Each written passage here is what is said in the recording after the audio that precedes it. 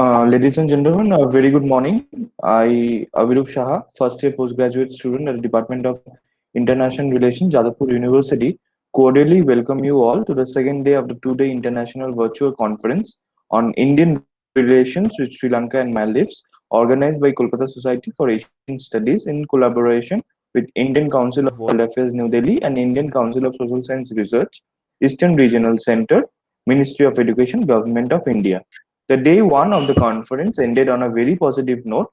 The day started with the inaugural session graced by eminent personalities and academicians, and the three enriching academic sessions added a vibrant and illustrious essence to the international conference.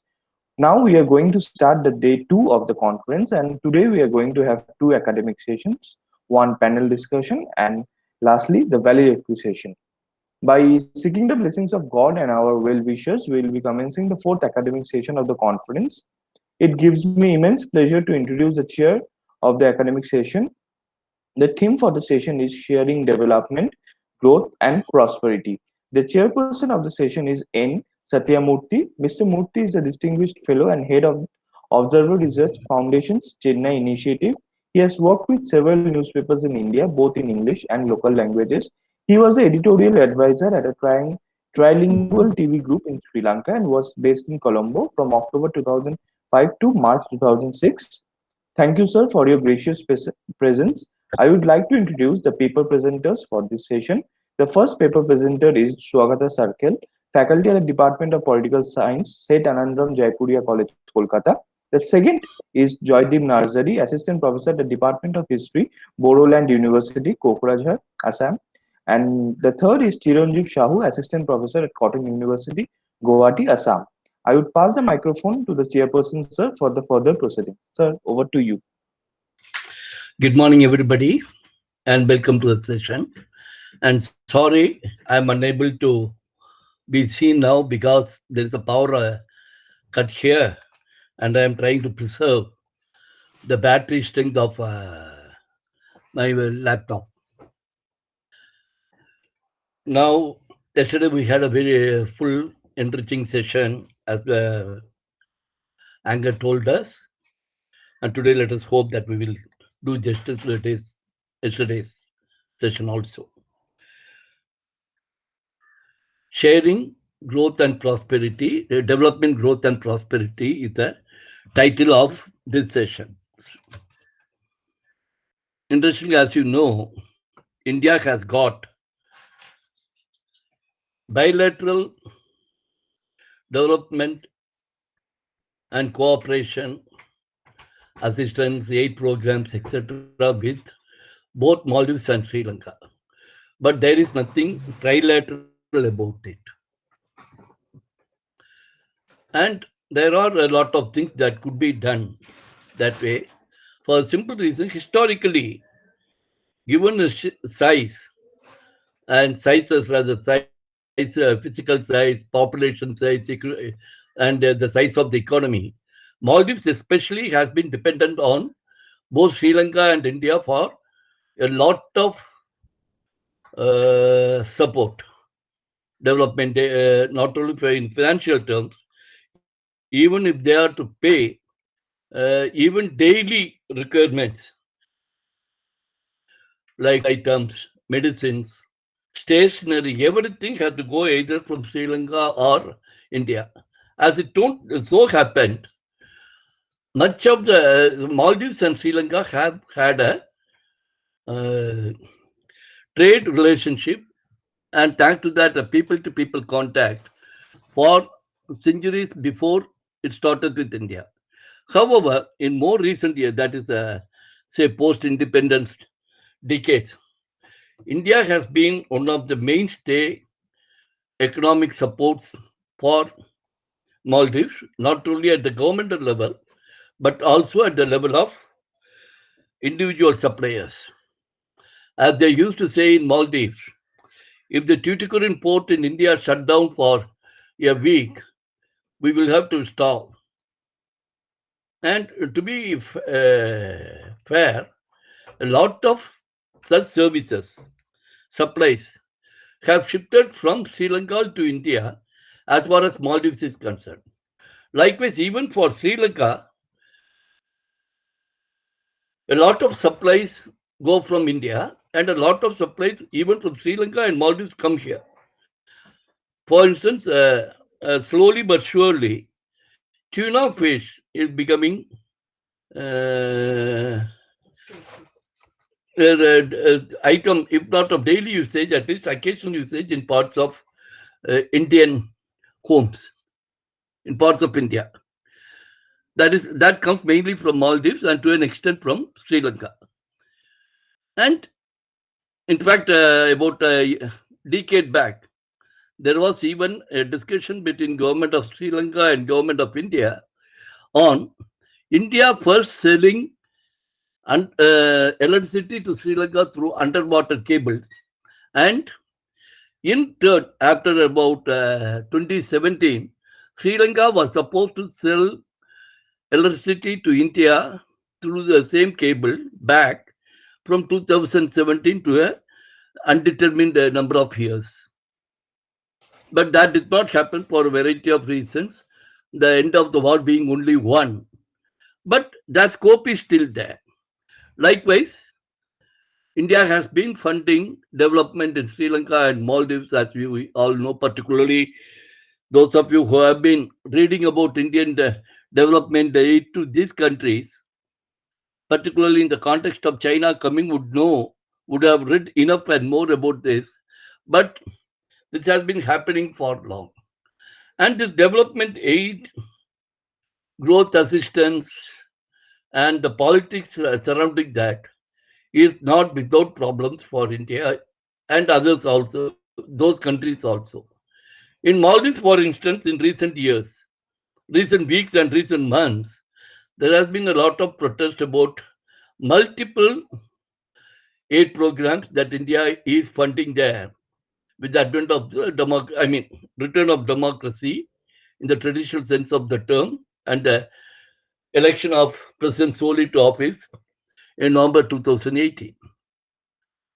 But that is not the case with every project. The political opposition is supposed to be getting involved with opposing their government for the sake of opposing, and in the process, trying to stall some of these projects funded by India. It is not different in the case of Sri Lanka, as we know what happened to the Eastern Container Terminal project. There is a gray area when it comes to the induction of the Western Container Project, Terminal project. But one thing is becoming clear: India has to be very sensitive to the domestic politics and political parties playing out there, instead of trying to fit in a template model as they have been doing in the West has been doing when it comes to aid politics and democracy uh, issues in third countries, which this government has begun doing after initial hiatus. Both Foreign Secretary Harsh Shukla in November and Foreign External Affairs Minister S. Jaishankar, who went to Malay later in February, made it a point to meet with a cross section of political leaders from across the political spectrum in Maldives.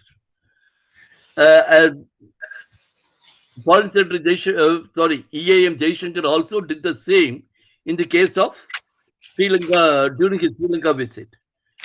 This is a clear political template, or to keep the ears and eyes to the ground, because a change of government in these places, for no fault of India, but because of domestic political developments, should not come in the way of India's funding as happened in the past. With that brief introduction, I hand over the floor to the first of the speakers. We have a panel of three speakers, and over to you, sir.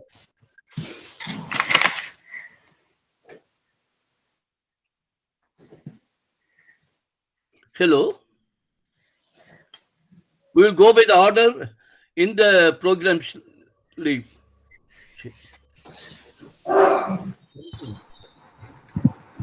Good morning, everyone. Am I audible? Yes, very much. Okay. Good morning, everyone. Thank you for providing me the opportunity to present my paper. So, I would like to share my screen.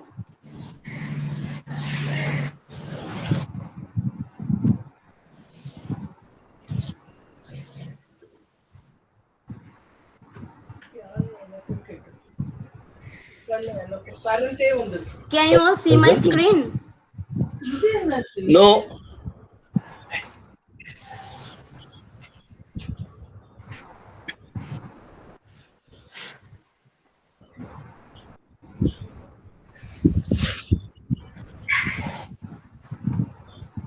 If you don't mind, can you try talking without the screen? I mean, PowerPoint, if that is going to be a hindrance. Yes, that I can. But actually, I prepared my I PowerPoint understand. presentation. I understand. Okay. Try So, for a while. No, try for a while, you can go forward. I have no issues. But we shouldn't be okay, sir. losing time, too much of time, and ultimately, everyone across the country should be able to see your PowerPoint. Okay, so then I'm starting. So, Okay, sorry my about it. So my topic is the great game centering 21st century maritime Silk Route. So before going into the great game part, I would like to focus on the 21st century maritime Silk Route, but I will just only focus on what is relevant to my discussion. So the 21st century maritime Silk Route was declared by Chinese President Xi Jinping in 2013, and it was a integral part of the One Belt, One Road initiative, which is also, we can call it as a grand strategy adopted by the Chinese government to foster its economic growth along with building trade routes. So though its primary aim is to focus on economic growth, but it also aims at promoting peace, cooperation, friendship, community feeling, and to take it forwards towards the greater inclusivity. So maritime Silk Route also involves strategic partnership among the countries of East Asia, West Asia, Southeast Asia, North Africa, and Europe. And it also, and China wants to integrate the entire maritime zones of the world by establishing a connection between the trade zones of the Pacific Ocean, South China Sea, and Indian Ocean. And through this, China wants to foster its economic growth and wants to improve its share in the global economy. Apart from this economic side, this maritime Silk Route also had a geopolitical side of it, because China also wants to establish its governance along the Silk Route so that it can establish itself as a continental power, as a global power. Besides that, we all know that China had a great maritime history, so it wants to maintain its maritime dominance. It wants to what to say have a strong want to establish itself as a strong naval power through this 21st century maritime. And China is also very much aware of the fact that the countries situated on the south of the Indian Ocean are very resource prone. They have a huge source of raw materials, they have a huge supply of cheap labor. So by entering into investment in that zone would really be beneficial for China. That is why we have seen that China setting up industrial units there, China setting up factories there, China and investing into projects, infrastructural projects there. And through this, China wants to serve its overseas interest as well as wants to enhance its overseas investment so that it can foster economic growth in China. As I am not able to share my screen, I also had a map of showing the maritime Silk Route. Then it would have been easier to understand the route. So through this, now I will try to focus on Sri Lanka part.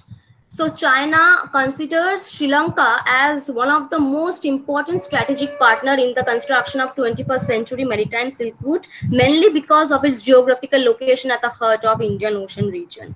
And that is why we have seen China investing in Sri Lanka.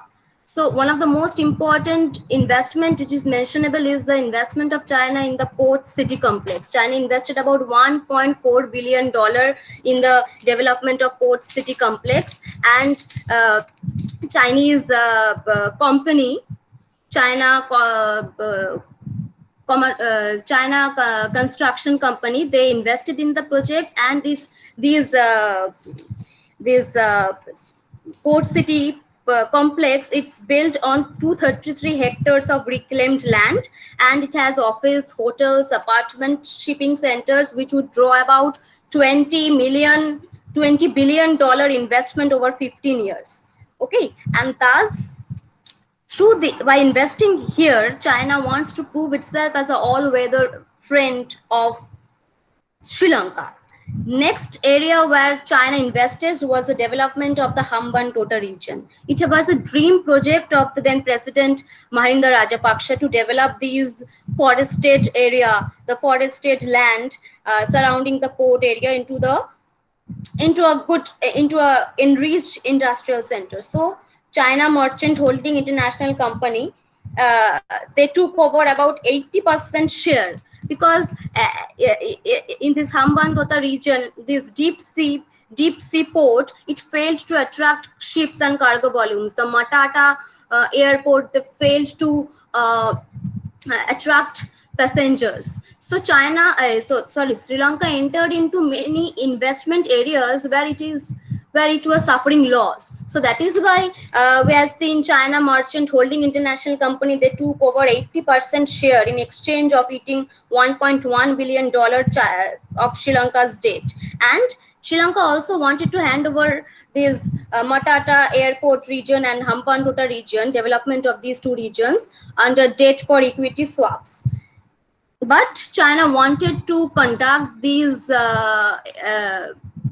wanted to conduct this through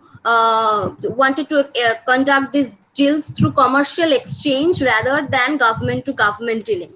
So thus we have seen that China also provided developmental assistance in many cases, in the development of Colombo Financial City, in the development of Colombo South Container Terminal. So developmental assistance is, and Sri Lanka also considers that China's help, China's assistance would be a game changer for Sri Lanka.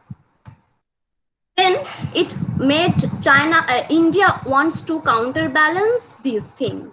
That is why in the Raisina dialogue, whose main theme was in 2016, whose main theme was Asian connectivity, there India came up with its own policy to counterbalance China. That is Sagar, the Sagar initiative. So, and its main, and there the Ministry of Foreign Affairs said that these the region which is at the south of the Indian Ocean is very rich, and India must try to establish peace, security, stability in this region. And the main ideology of this Sagar initiative, that is security and growth for all in the region, is to have a safe, secure, stable and shared maritime space. So that was and thus through this China wants to India went into capacity building, both bilaterally as well as through the regional mechanisms, so that it can enhance its interaction, enhance its connectivity with this region. So after Narendra Modi came to power, China had a very positive attitude. China was very optimistic about the growing India-China bond. But it didn't work out well. It was, and both the countries thought that if these two countries work together to establish peace, security, if these two countries work together for the development of this region, then it will be beneficial not only for these two countries, but also for the development of entire region. But problems started after the in the Chumar region, in Chuma region in Ladakh, when the problem border clashes started, then the relationship again got deteriorated. And India also expressed suspicion when it found that the PLAN, that is Navy, PLA Navy, they docked the submarine at the Colombo International Container Terminal. So PLN had docked diesel electric type 039 Song class submarine, and that made India very insecure because China gave the explanation that it was on the submarine was on its way to join the anti-piracy terminal, anti-piracy patrol in the Gulf of Aden, but it was not convincing for India. Apart from that, we are seeing that India also tried to develop its relationship with Sri Lanka. Prime Minister of India visited Sri Lanka after the Easter bombing in 2019 and made effort to improve the bilateral relationship. And Sri Lanka, Japan, India went into trilateral cooperation for the development of the East Colombo terminal. We have seen that these two India and Sri Lanka entering into bilateral energy agreement by setting up this LNG terminal, by setting up city gas distribution network in Sri Lanka. Dharmendra Pradhan, the petroleum minister, and the Sri Lankan counterpart, they also had a serious discussion over development of the joint development of the upper tank farm in the Trincomalee, and also LNG terminal in the Kerala Pitia in Colombo. Apart from that, we have seen India investing into the Larsen and Turbo Company of India. They got the contract for the development of the Kundansale Haragama water supply project in Sri Lanka, which used to provide about drinking water to 3.3 million people. Thus, by entering into investment, by entering into interaction and increasing its connectivity, India tries to counterbalance Chinese influence there. Next, I would move on to Maldives. In case of Maldives, we have seen that China wants to revive its ancient Silk Route ideals, like the ideal of peace, cooperation, inclusivity, openness, mutual learning, and mutual benefit. And China considers that this has been passed from generation to generation and has led to the progress of entire civilization, these ideals. So China, in 2011, we find China establishing diplomatic ties with Maldives by establishing its embassy there. And not only that, in 2014, Chinese president visited Maldives, and his main intention was to get Maldives support for the 21st century maritime Silk Road initiative, and they declared future-oriented, all-round friendly and cooperation partnership. And these two countries decided to have more high-level exchange, and China promised Maldives to help it in the areas of trade, tourism, and the development of the infrastructure, and also cooperation in the areas of the development of marine economy, marine tourism, disaster management, then oceanic research, conservation, and all these areas also. Then when the Joint Committee of Trade and Economic Cooperation was established between China and Maldives, its first meeting took place and a memorandum of understanding was signed of jointly promoting the construction of 21st century maritime Silk Route. And there China focused that if Maldives helps China, it will have great economic and social benefit to Maldives, because MSR will enable the project like Malhul Bridge. It will enhance Maldivian products like fish export to China, and in exchange it will also get a cheaper and better Chinese products. Apart from that, the cooperation through maritime Silk Route would also enhance cooperation in the areas of tourism, culture, science, health, And China also promised Maldives to provide training and scholarship. In the second meeting, which took place in 2014, more promises were made about infrastructural investment, like for the development of tourism, development of the Greater Malay Power Station project, marine cooperation, Lamu Atoll Link Road, which is 1.5 kilometer 1.5 kilometer link road. And finally, we have seen that China's aid was used in the construction of the building of Maldives Ministry of Foreign Affairs, National Museum, and also 1,000 housing unit project. Finally, in 2017, a free trade agreement was signed between these two countries, and China said that it will be of great benefit for Maldives if it enters into this free trade agreement, because that would help the export of fish, export of materials from Maldives, and also in China also invested in the youth city project in exchange. And this youth city project included youth specific housing, international class sports facility, a theme park, a tourist district, and all.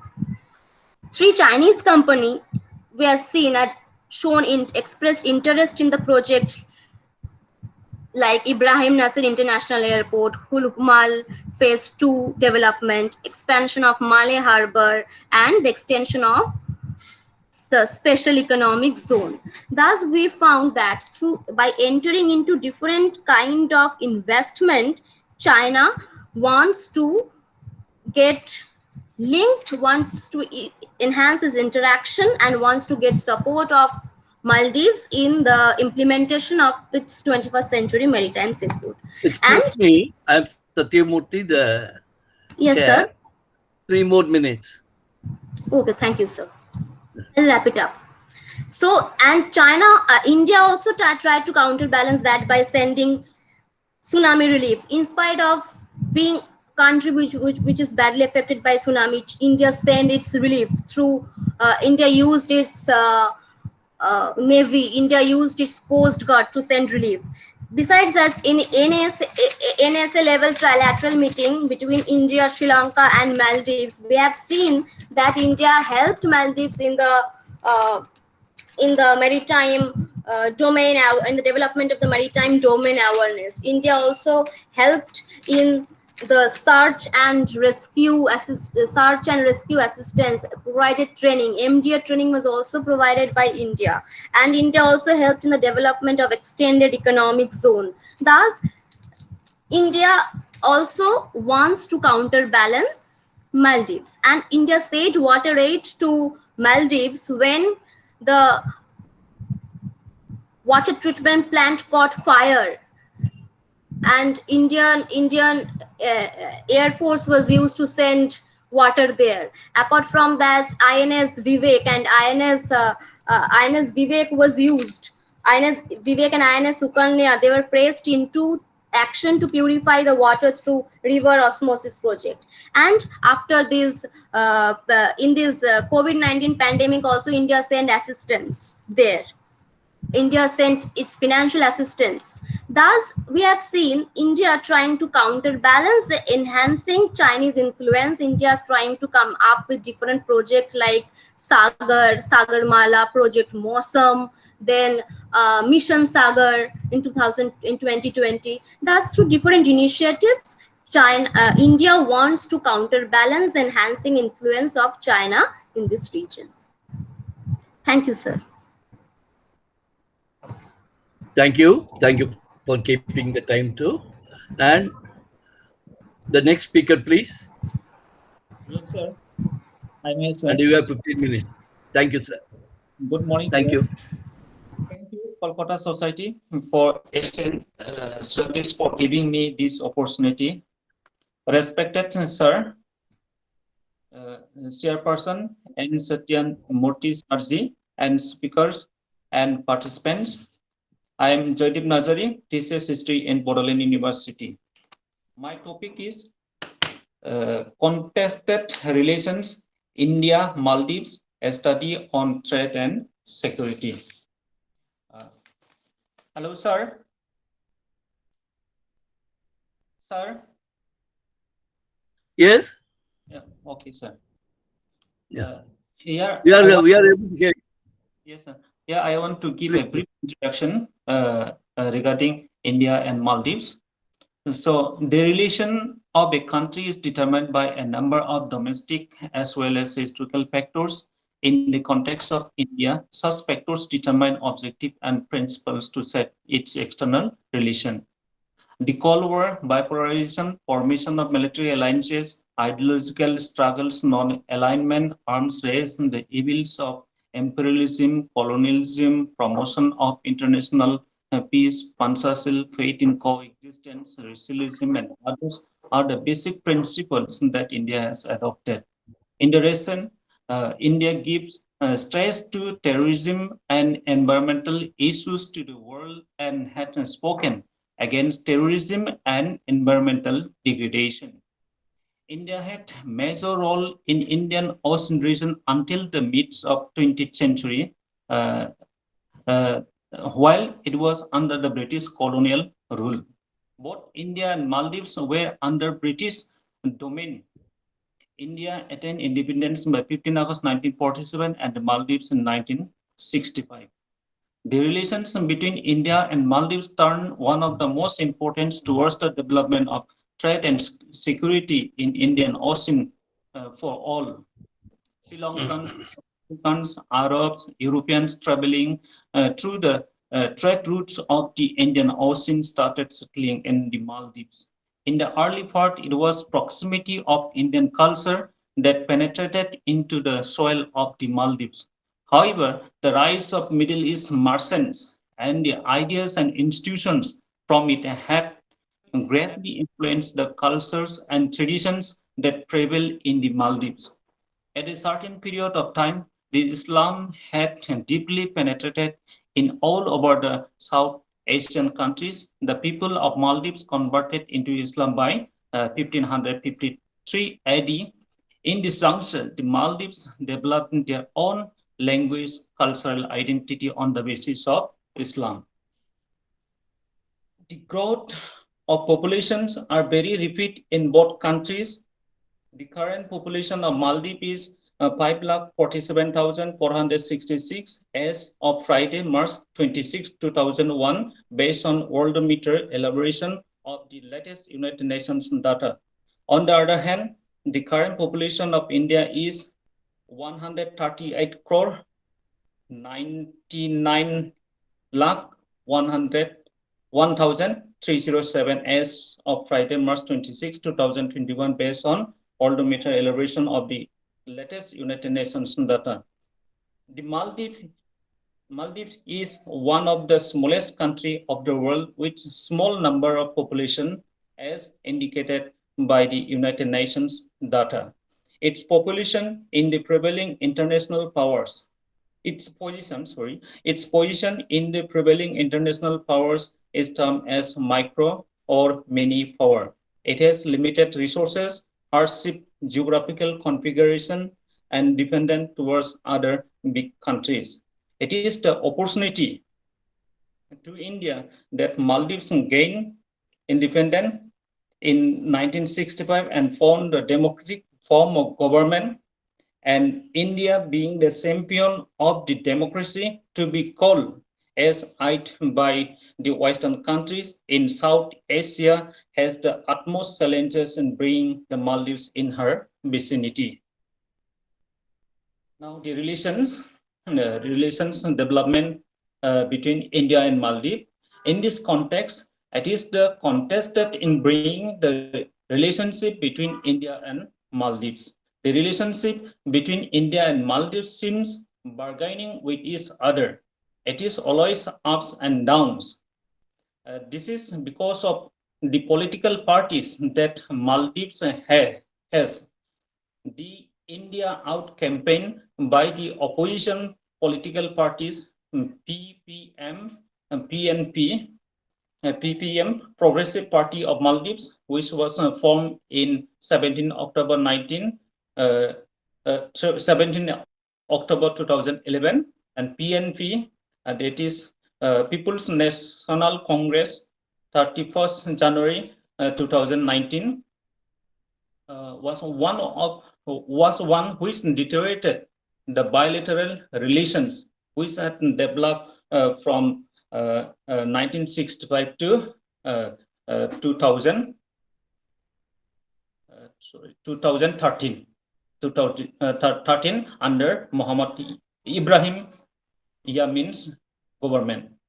However, the backward of the bilateral relations had deep-rooted the operations against the coordinated attempt by Abdullah Lutupi, the businessman of Maldives, with PLOTE, People's Liberation Organization of Tamil Eelam, and sought assistance from abroad had been denied because of the lack of commitment and accessibility. But as sought assistance from Indian military marched towards and succeeded repulsing the plan made by Abdullah Lutupi and PLOTE on 3rd November 1988. Okay. After this, after the fall of, we have deteriorating relationships starting from 2013 to up to 2018 during Yamin government. But during this period, the Indian government had taken up many plans towards the development of its security in the Indian Ocean regions. So with the fall of this Yamin government, that while the Maldivian Democratic Party had overcome in the government, then we heard of voices from that very government. So these voices had been quoted, okay, from newspapers. So on 3rd November 2019, after winning election, Maldivian Democratic Party government celebrated Victory Day. The same date, that is 3rd November, which was the repulsion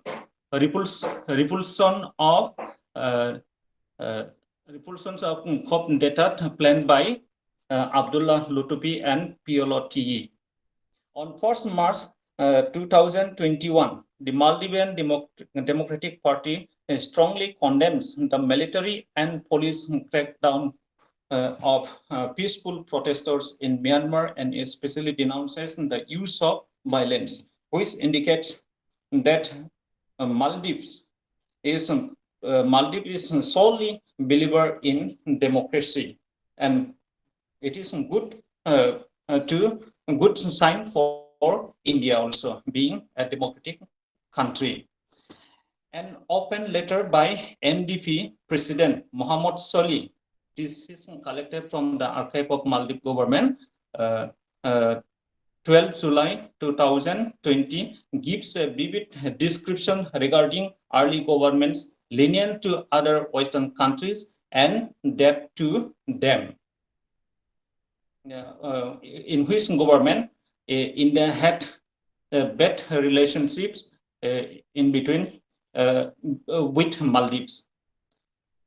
And the Maldivian Democratic Party strongly condemns the heinous terrorist attacks in Sri Lanka in 2019. This terms is also a very good signal for India, as India is trying hardship fighting against terrorism. On 27 October 2018, joint opposition thanks international community for their support of Maldivian democracy, calls on their assistance moving forward. Looking at this, India can proud with the policy of trade and security.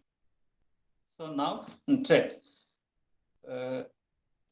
The export from Maldives to India has less significance, whereas import from India to the Maldives is quite substantial. However, the importance of trade with the Maldives lies beyond that, as the Maldives lies such a geographical locations that thousands of cargoes pass through Maldives. 50% of India's external trade and 80% energy imports transit this westward sea line of communications in the Arabian Sea, and it became prominent in the 90s with the increase of needs of energy in the competitive developmental process that held in the world, especially in Asian countries.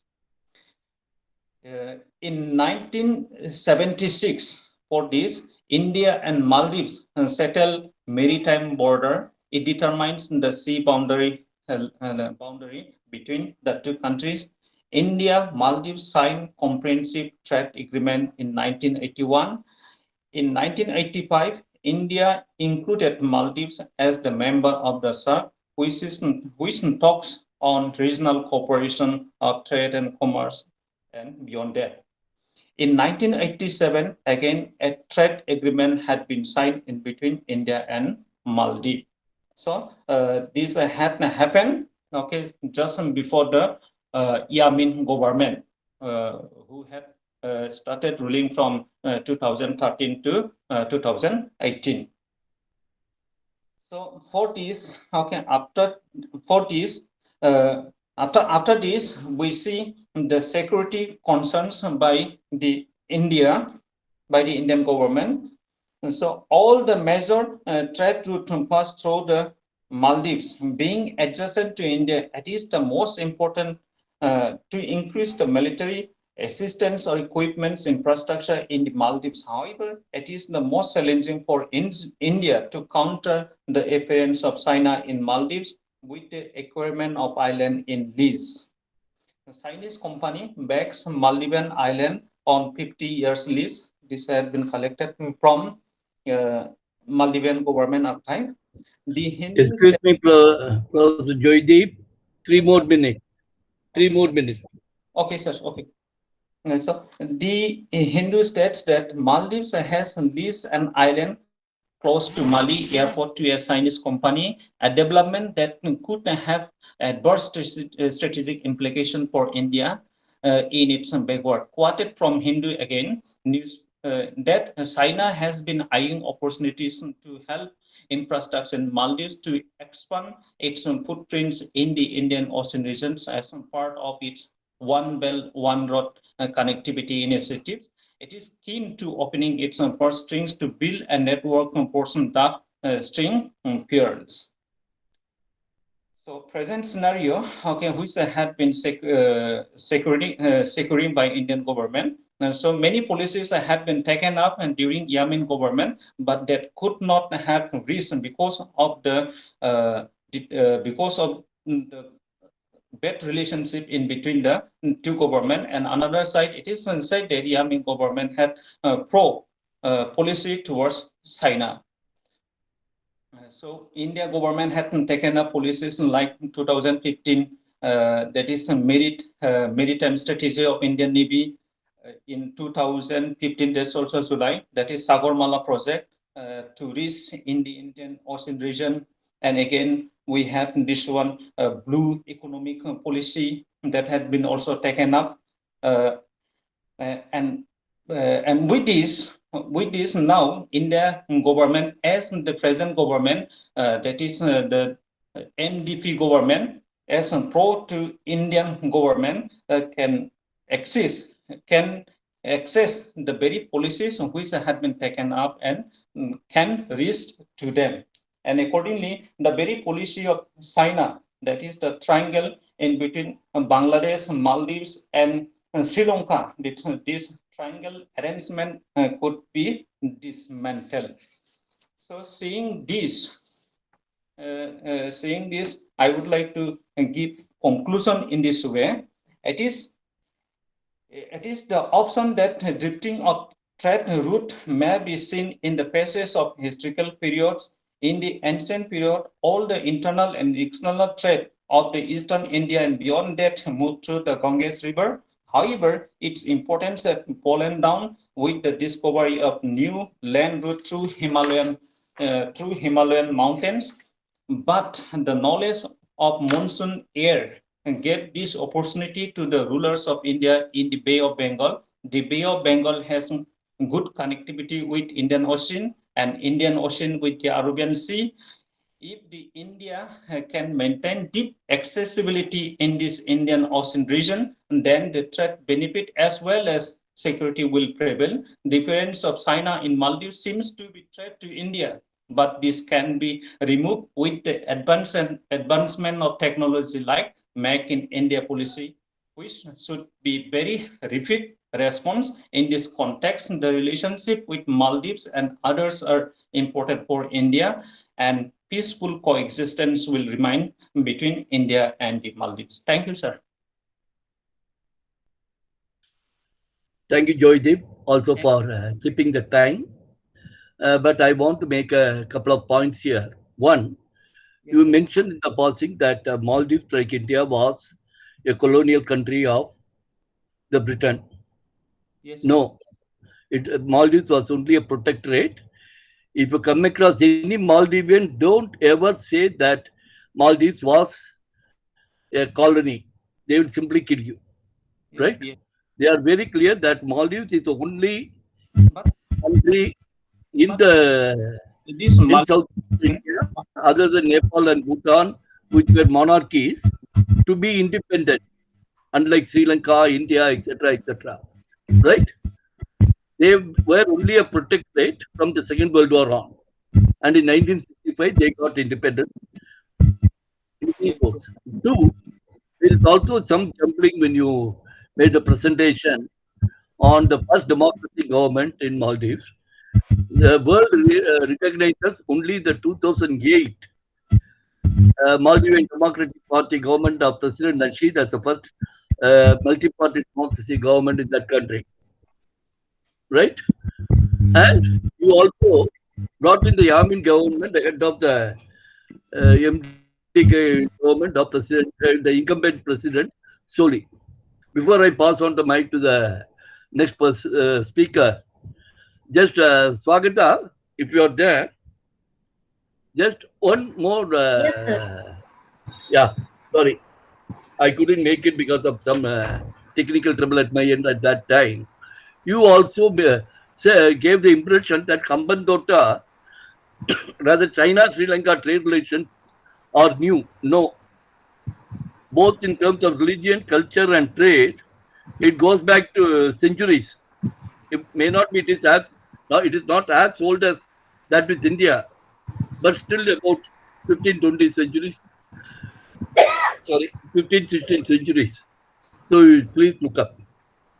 Now I invite Okay, sir. Dr. Chiranjeev Sahu from Cotton University, Guwahati. Over to you, sir. Hello, Professor Satyamurthy. I thank you for and the Kolkata studies. Am I audible, sir? Am I audible? Am I audible? Yes, you are. Yes, you are audible.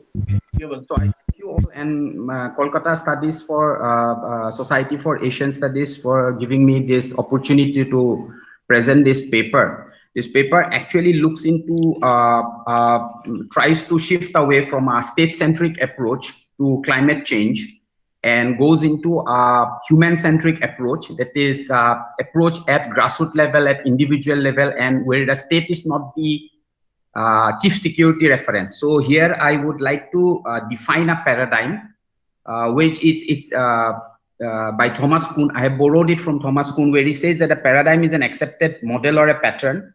He looks into the whole idea of a pattern of normal sciences. Most of the activities take place in normal sciences. We ascribe to a particular paradigm, and when anomalies develop, or that particular paradigm is unable to take into account the growth of and the presence of new anomalies, we shift over to what we call as a new paradigm, and that is called as a paradigm shift. Now this if we look into the history of security of states and the role of states in security, we go back to the Westphalian model, which came about after the cessation of hostilities of the 30 Years' War. And the Westphalian model of the nation state, which also looks into the whole idea where the security, the chief referent of security is always been the state. whether we look at the realist school, the liberal school, or the Marxist school, the state was always the chief, referent of security, and security was always seen as some kind of a zero-sum game, why one won and the rest of the others. This will be continued even after this model of security, where the state is the chief referent, where the state is the major player, will be continued even during the Cold War. And different states, adhered to different camps during the Cold War, but the state always remained as the chief referent, the chief player in international security, though they did form different camps, different alliances. And the collapse of the Soviet Union and the communist bloc countries, that did not lead to a cessation of threats. I mean, the threats did not altogether vanish. Only the nature of the threats to the society and to political communities and to people remained.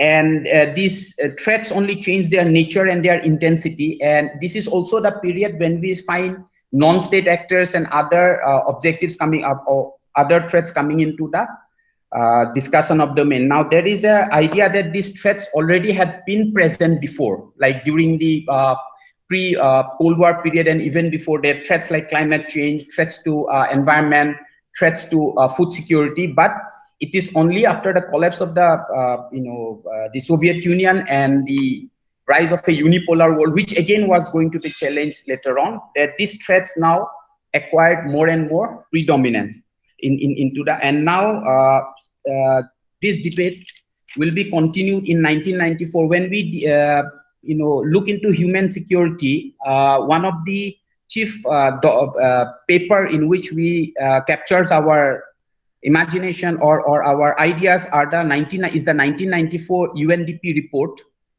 which looks into the new dimensions of human security. So it looks into, as I will quote from that paper, search for human security lies in development, not arms. And the concept of security, it says, has been for long equated with threats to a country's borders. And it also makes this observation that climate change affects sustainable development. Now, it looks, this particular UNDP report defines human security or delineates human security into 7 components, which is economic security, food security, health security, personal security, community security, political security, and environment security. Now, in all these security parameters which have been defined, or we find that climate change has the potential to affect all these 7 parameters. The page 6 of the report looks into speaks of a social charter, in which speaks that we are determined to pass to our children a rich and natural heritage and an environment sustained and whole.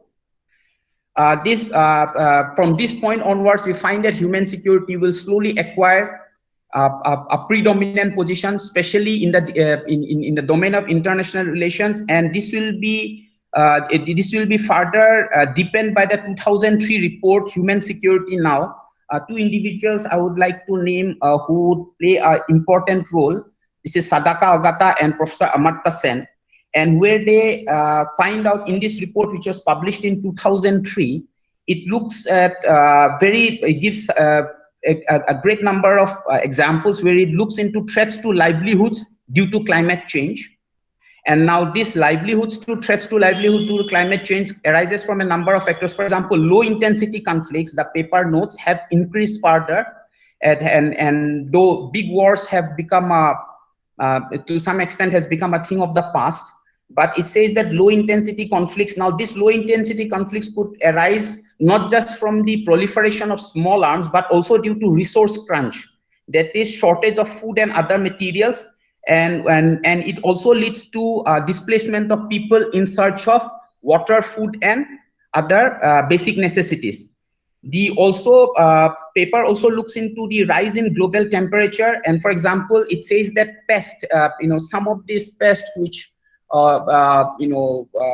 with rise of temperature, there is an accompanied rise in humidity, and so that certain pests, we find that pests increase in number and they have a potential to destroy large areas. We find that often in Africa and elsewhere, and it has also now to some extent in my home state of Assam, in Upper Assam, we find that new pests have come, and this has been by and large attributed to humid conditions and rise in temperature, though there is another. This 2003 report also has a great emphasis on capacity building. That is, instead of the state taking a large role in conceiving of resources, mobilization of resources, and implementation of development projects, it sees that local communities in the regions which have been potential to be greatly affected, they should have the authority or the power or the capacity to build human security related projects, developmental projects which in which they have a predominant say and not simply dictated by the center. So this human security approach from these two models, and there have been other models too, we see security as a positive sum game and not as a zero sum game as we do it under the traditional means of security, and all benefit from mutual interactions and mutual interactions and engagements. Now I will like to see why, what are the implications if we adopt the human security model instead of the traditional security model. Some of the could be that, suppose we are engaging with Sri Lanka. Sri Lanka to some extent has a natural apprehension about India's own kind of what we call as India could be seen as a threat to its own, Indians sending itself as troops. We have sent troops during the Tamil War, in the late 1980s. So if we don't send troops, we don't see security, both for India and Sri Lanka in the traditional terms, but rather see more and more, man-to-man, community-to-community contact. This would serve to establish not just India's influence in Sri Lanka, but also stop the Chinese and other countries in the region, not seeing India simply seeing as a regional power trying to establish itself through military and other state-centric means, but rather through community. Now, we will also deepen relations with the local communities, build goodwill with the local population. There are certain thoughts that also come into my mind when we see the implementation. What are the hindrances? Now, to examine the possibility of human security realm of China's relations with international. Excuse me, Professor. 3 more minutes. Okay, sir. To examine the possibility of its relations, do we abandon the realist framework? India has been what we call as a modern power, which sees its foreign policy through the prism of power. The second, so to abandon, I don't know whether the Indian security establishment will be, quite, willing to abandon the traditional security, viewpoint and take up human security as one. The second is the institutional framework within which the countries like India would like to operate. Do we go for a bilateral agreement with those countries, or we already operate with the international framework that we already have? For example, do we use the United Nations framework? Do we use the regional, organizations that we have? For example, Japan has already had established a trust fund for human security. Do we move towards an international platform? And do we look into through the bilateral framework? Now, the third one, which has said that countries like Canada and Japan, which don't look at everything in a state sovereign way. I mean, Canada and Japan, they are the middle power states, and they would like to have adopted human security as one of their foreign policy guideline.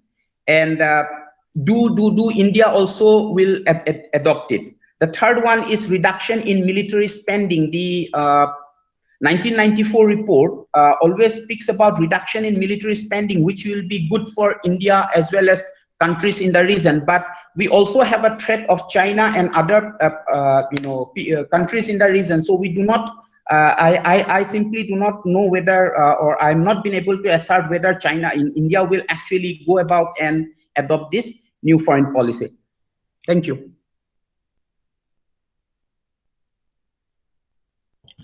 Thank you, Professor Saho.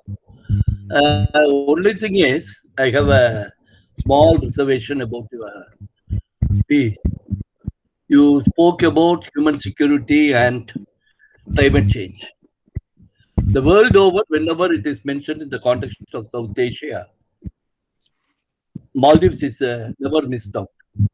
Maybe they are making a hue and cry about their situation, but still it is worth mention, at least from a news point of view, whatever may be your views on the subject.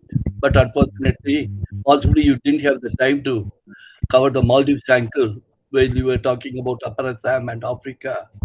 And so I think we will see a complete paper from you on this subject. Now I throw open the floor for questions before summing it up at a later point. Any questions?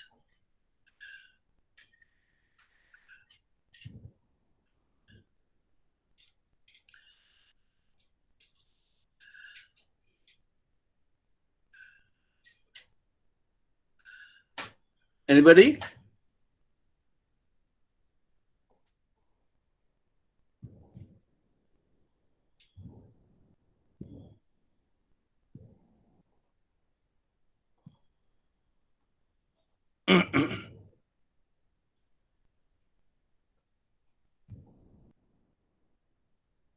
Any questions?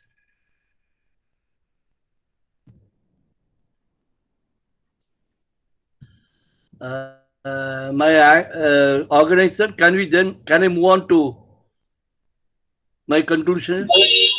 Yes, sir. Yes, sir. Okay, thank you. I think someone is only too happy to see us out. Uh, all three of you have, thank you for your papers. But personally, I think we have to take a holistic picture of, going by the title of the conference in particular, we should take a holistic picture of India, Sri Lanka, Maldives relationship, whichever way you put it. Yes, as I mentioned in my intro, as the largest country in the region, which is also accepted as more regional power in its own right, not by only by the neighbors, but also by the outside world. India has a greater responsibility to carry the neighbors with us, and at the same time, the government, successive governments have been doing this all along. Professor Sagu, you mentioned about that Indian army going there. Sorry, to Sri Lanka. I suddenly remembered that.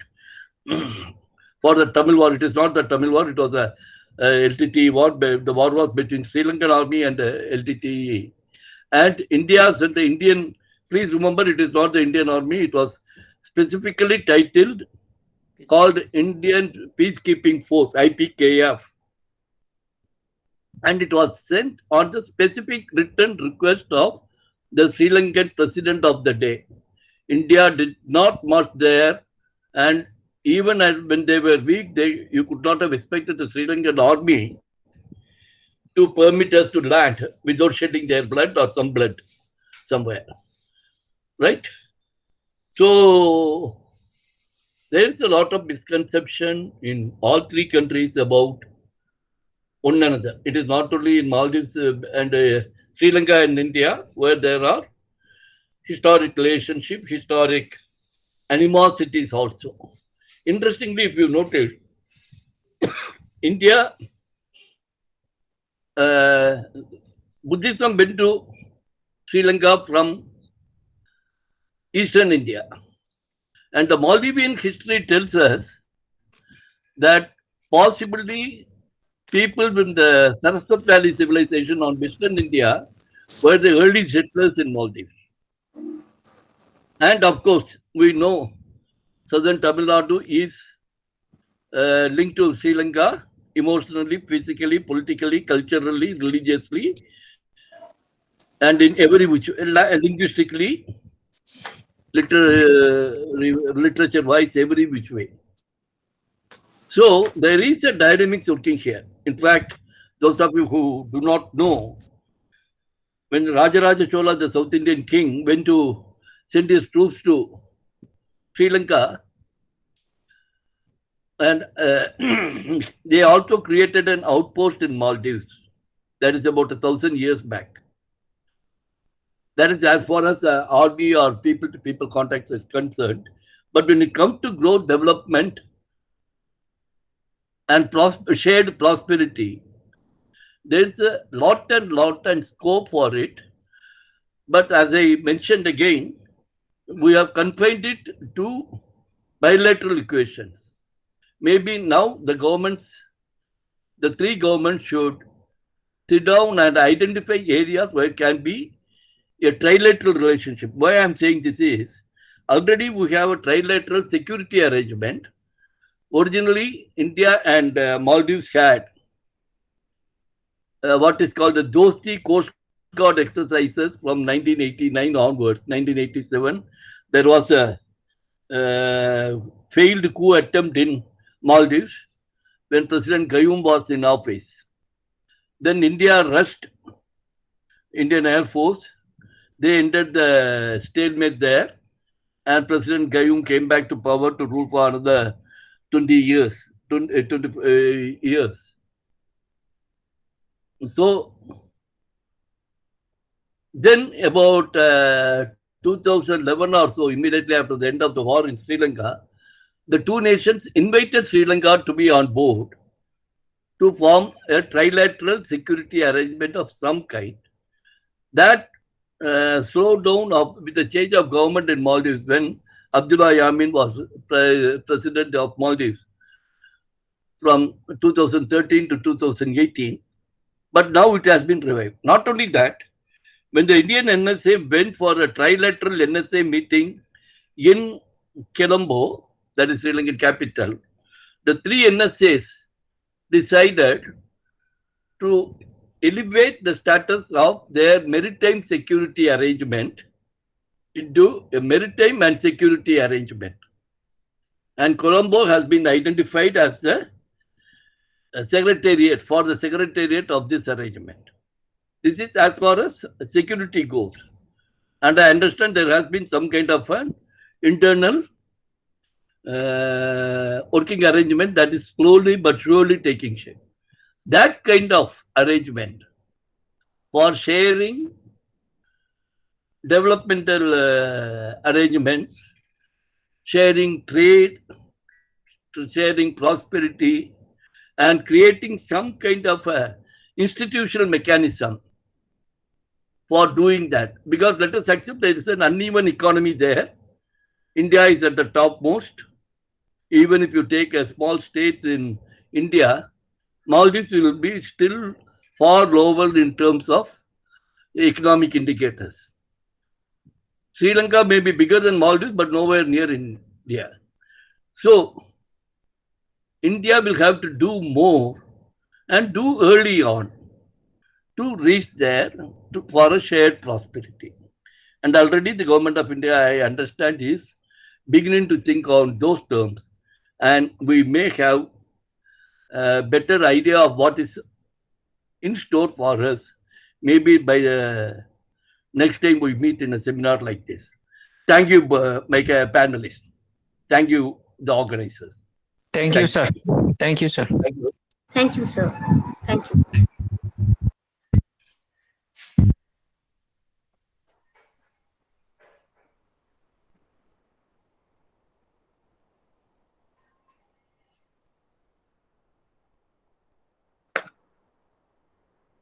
Thank you, Chairman, sir. Thank you, all the panelists of the fourth academic session. Now we'll be moving ahead with the program as scheduled. We'll be now commencing the fifth academic session. The theme for this session is resolving issues among friends, outstanding issues in Indian relations with Sri Lanka and the Maldives. It gives me immense joy to introduce the chair for this session. The chairperson for the session is Professor Rahul Tripathi. Professor Tripathi is the head of the Department of Political Science, Goa University. Thank you, sir, for gracing the occasion with your presence. Now, I would like to introduce the paper presenters for the session. The first paper presenter is Dr. Samantha Malimpatti, Research Fellow at the Indian Council of World Affairs, New Delhi. The second paper presenter is Mr. Benmund Abraham, Master of Arts in English with Communication Studies, Christ University, Bangalore. The third is Professor Padmini Tolar Balaram from Shilpa Sadhana, Vishwabharati University. And the fourth one is Jaideep Rudra, the Special Revenue Officer, Government of India. I pass over the microphone to Chairperson, sir, for the further proceeding. Over to you, sir.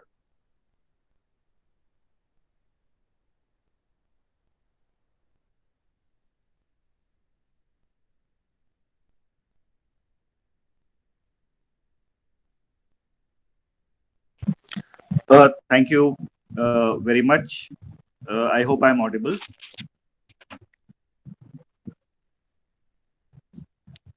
Sharmishtha, I just want to confirm if I'm audible.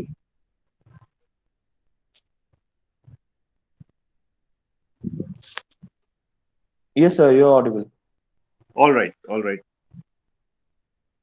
Thank you very much for the Kolkata Society for Asian Studies for organizing this conference. And I think the theme of the conference fits very, very well in the context of the nature and pattern of cooperation that we are now discussing in the South Asian context.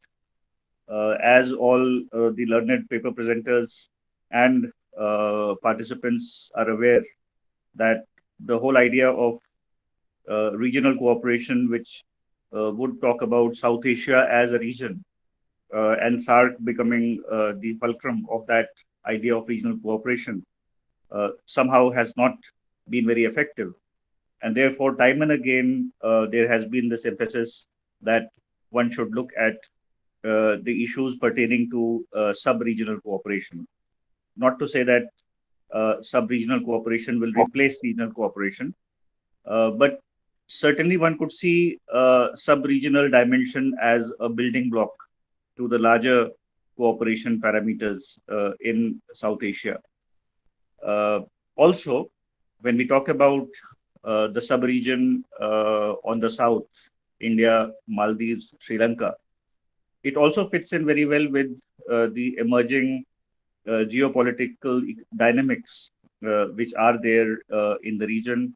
And therefore, even if we set aside the premise of sub-regional cooperation and the South Asian context, it's very pertinent for us to note that given the emerging nature of the larger geopolitical landscape, the importance of the maritime sphere, and perhaps the need for building up on what we already have within the maritime sphere, makes the theme of this seminar very, very interesting and timely. So my compliments indeed to the Kolkata Society for conceiving this.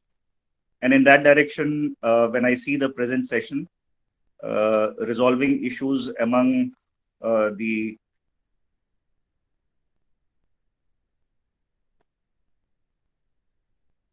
just a second, something went off on my screen. The hazards of online presentation. Resolving issues among friends, outstanding issues in Indian relations with Sri Lanka and the Maldives. Certainly tell us, I mean, the thematic tells us about the way on moving forward, agreeing that yes, there have been contentious issues in the past. The only thing is that when I look at the paper titles, in this session, we are following a more diversified trajectory, but that happens in any seminar, depending on the kind of themes that come in. I do see two papers which certainly have a bearing on the political dynamics of the issues, the Indian Ocean dimension. But then there are two papers which are very much about what we know as the religious and the cultural dimension of the relationship between India and Sri Lanka. So we are not really talking about resolving issues among friends here, but we are talking about two sets of things. And Sharmishtha has pointed out that probably we are not having all the paper presentations as are listed in the session. We have Dr. Samantha and Dr. Padmini who might be presenting, but I would be very, very keen to know whether Binamol and Jaideep also are presenting. So we can just check on that. I mean, can I just confirm, not by way of taking attendance, Dr. Samantha, I'm sure she's present.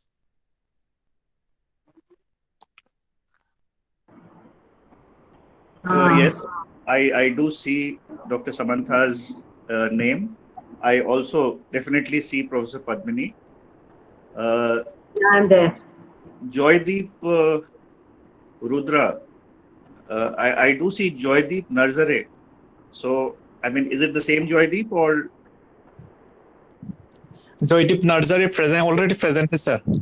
Okay, you have presented. Okay. And then Binamol. Yeah, also so this presented. is Benmol Abraham. I'm there. I will be present. All right. So I have three good presenters, and I'm told that Jaideep for some reason, Jaideep Rudra for some reason may not be presenting. Is that right, Sharmishta? Yes, Jari All right. Rudra is present. All right. All right. So with that very brief introduction, it's my pleasure to first invite Dr. Samantha Malapati, Research Fellow at the Indian Council for World Affairs, to make her presentation on political issues in India and Sri Lanka relations, challenges, and implications. And I suppose we can have safely a time of around 13 to 15 minutes for each presentation. So over to you, Dr. Samantha.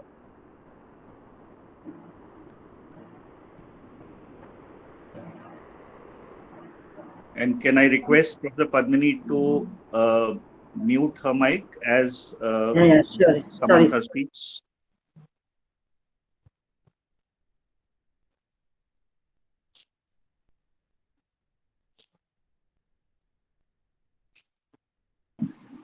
Samantha has some audio problem, I think. Dr. Samantha appears to be having some audio problem. All right, we can wait for her. Till then, would I suggest Professor either Professor Padmini or Binamol? Can I request Binamol Abraham to make her presentation for starters? Right, sir. No problem. All right, all right. So we have Binamol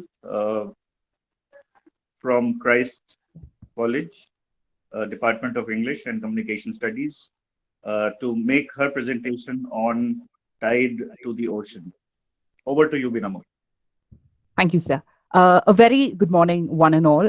First of all, let me take this opportunity to convey my regards, and I'm indeed grateful to Calcutta Society of Asian Studies for giving me this opportunity. And I've been noticing that there are scholars from various colleges and universities, and it is an honor for me. And since I'm yet a student, I feel privileged to be part of this conference and present my paper with the other scholars. So moving on, I will present, I'll share my screen. So is my screen visible? Yes, we can see your screen. Right, sir. Okay. So my paper, Tide to the Ocean, neighborhood first. So when I talk about this, I want everyone to actually look at the literal meaning of tide to the ocean. And all of us know that we can change friends, but not really neighbors. And we have no choice to sort of choose our neighbors and work with them and, certain aspects of that. So indeed, at the end of the day, we realize that we are tied to this sort of arena, and there's no option but to sort of work and strengthen in order to work things better. And with that idea, let me sort of move on to the introduction. And the first, I've actually taken the quote of our former Prime Minister, Atal Bihari Vajpayee, where he says that you can change your friends, but not your neighbors. And this is really apt and quite real in this sense. So India cannot change its neighbors if it has any issues with them. And as a consequence, the country should work to sort of address the issues and strengthen the ties.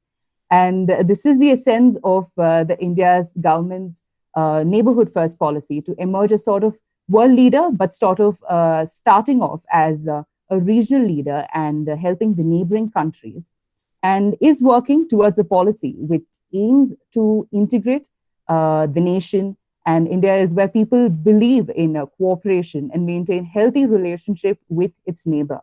And we all know we've been a country, a peace-loving country, and have official relations with most nations. And as a regional power, we are still in an embryonic global power stage, and we are capable to become a superpower someday. And I'm sure we're working towards it, and has a developing international influence and let's say a prominent voice in global business. So with this idea and introduction, I would like to quickly move into India and its maritime neighbors, which will be the focus of today's paper. So India and Sri Lanka have a long history together, dating back to about 2,500 years. We've had intellectual, cultural, religious, and linguistic exchanges, have been in long tradition between both the countries. And interactions at all levels have indeed characterized the relationship in recent years. And there has been an increase in trade and investment, as well as cooperation in the fields of production, education, culture, and defense. On major international concerns, we realize that both countries have a broad understanding. An important progress has been made in the implementation of developmental assistance programs in recent years, which has helped to strengthen the relationship between both the countries. And now moving on to Maldives. So India and Maldives are close and friendly neighbors who share ancient racial, linguistic, cultural, religious, and commercial links, and as well as have cordial and multi-dimensional relations. But after the Maldives gained independence in 1965, we are indeed, I think it's an honor to say that India was one of the first countries to recognize the country Maldives and establish diplomatic relations with Maldives. So with this sound introduction, I would like to move on to the purpose of the paper. So from the prism of India's ocean backyard, this research paper explores the relationship between India and its maritime neighbors, Sri Lanka and Maldives. So we share close ethnic economic links that date back to antiquity, as well as cordial and multifaceted connections. And as a result, this aim of the research paper is to track the long-standing cultural influences associated with language, faith, and society, as well as to investigate how these parallels can aid in the evolution of our deep friendships. Multiple concerns have escalated to raise tensions to a near crisis level, with significant implications for Sri Lanka's internal and bilateral relations in recent years. And these concerns include a persistent controversy over territorial rights. You have recurrent poaching by Indian fishermen in Sri Lankan waters, and the adverse economic and environmental consequences of trawling, among others. Though India-Maldives relations have been intimate, cordial, and multifaceted, the Maldives' recent regime instability has posed some constraints, especially in the political and strategic arena. However, with the governments of both the countries recently affirming their commitment, this presentation shall evaluate the resolving issues and elaborate on the other measures that India can operate in relation with Sri Lanka and the Maldives. So finally, this paper investigates the subfield in the renewal and revitalization of partnerships in the recent developments. So we'll be looking at assessing the current state of bilateral relations and multilateral cooperation between India, and further expand, diversify, and deepen ties, and probably propose ways to how we can reach there. And about the cultural aspect and the bilateral relations and the cultural influence, I'm sure we've already been dealing with that in yesterday's papers. So today, since we're focusing on the challenges and the resolving issues, I will, in this paper, I will sort of shed light on those aspects. So talking about Sri Lanka, and this is a sort of funnel of concerns that we have with Sri Lanka, and starting off, the first one, of course, prominently being growing closeness with China. So Sri Lanka has long been in India's geopolitical orbit, but its relationship with China has strengthened in recent years. Sri Lanka has handed over the strategic port of Hambantota to China, and is also struggling paying back $1 billion to debt to China. And this means that China can influence the Sri Lankan government to work against Indian policy. And the port is indeed strategically located on the Indian Ocean, and potentially can be a place where Beijing's string of pearls can sort of help them. And secondly, we look at the Tamil issues, the unresolved Tamil issues. The rehabilitation of Tamils displaced by Sri Lankan civil war, and the provision of autonomy to northern and eastern Sri Lankan, where Indian origin Tamils are a majority, and has not really progressed at the required pace. But although we say that things are improving, we notice that issues keep cropping up every now and then and taking a shape into a new version of it. And thirdly, of course, a very prominent issue is the fishermen problem. So both Indian and Sri Lankan fishermen have been fishing into the Park Bay area for centuries, and problem emerged only after the maritime agreement, which was signed by India and Sri Lanka in around 1974. In fact, initially, the 1974 border agreement did not affect fishing on either sides of the border. In 1976, through an exchange of letter, we observed that both India and Sri Lanka agreed to stop fishing in each other's waters. However, the agreement could not stop the fishermen from fishing in these waters. As fishermen know no boundary, they go wherever they can get maximum number of fishes and they catch. So they knowingly or unknowingly often violate the international maritime boundary lines in search of a good catch, at times at great personal risk. And thus, the main problem with Indian fishermen is that a large number of them are dependent on fishing in Sri Lankan waters, which is prohibited by the 1976 Maritime Boundary Agreement. Also, a large number of Indian fishermen are dependent on trawling, which is banned in Sri Lanka. Fishermen often risk their lives and cross the boundaries, rather return empty-handed. But the Sri Lankan Navy, as we all know, is quite alert and have either arrested or destroyed fishing nets and vessels of those who have crossed the line.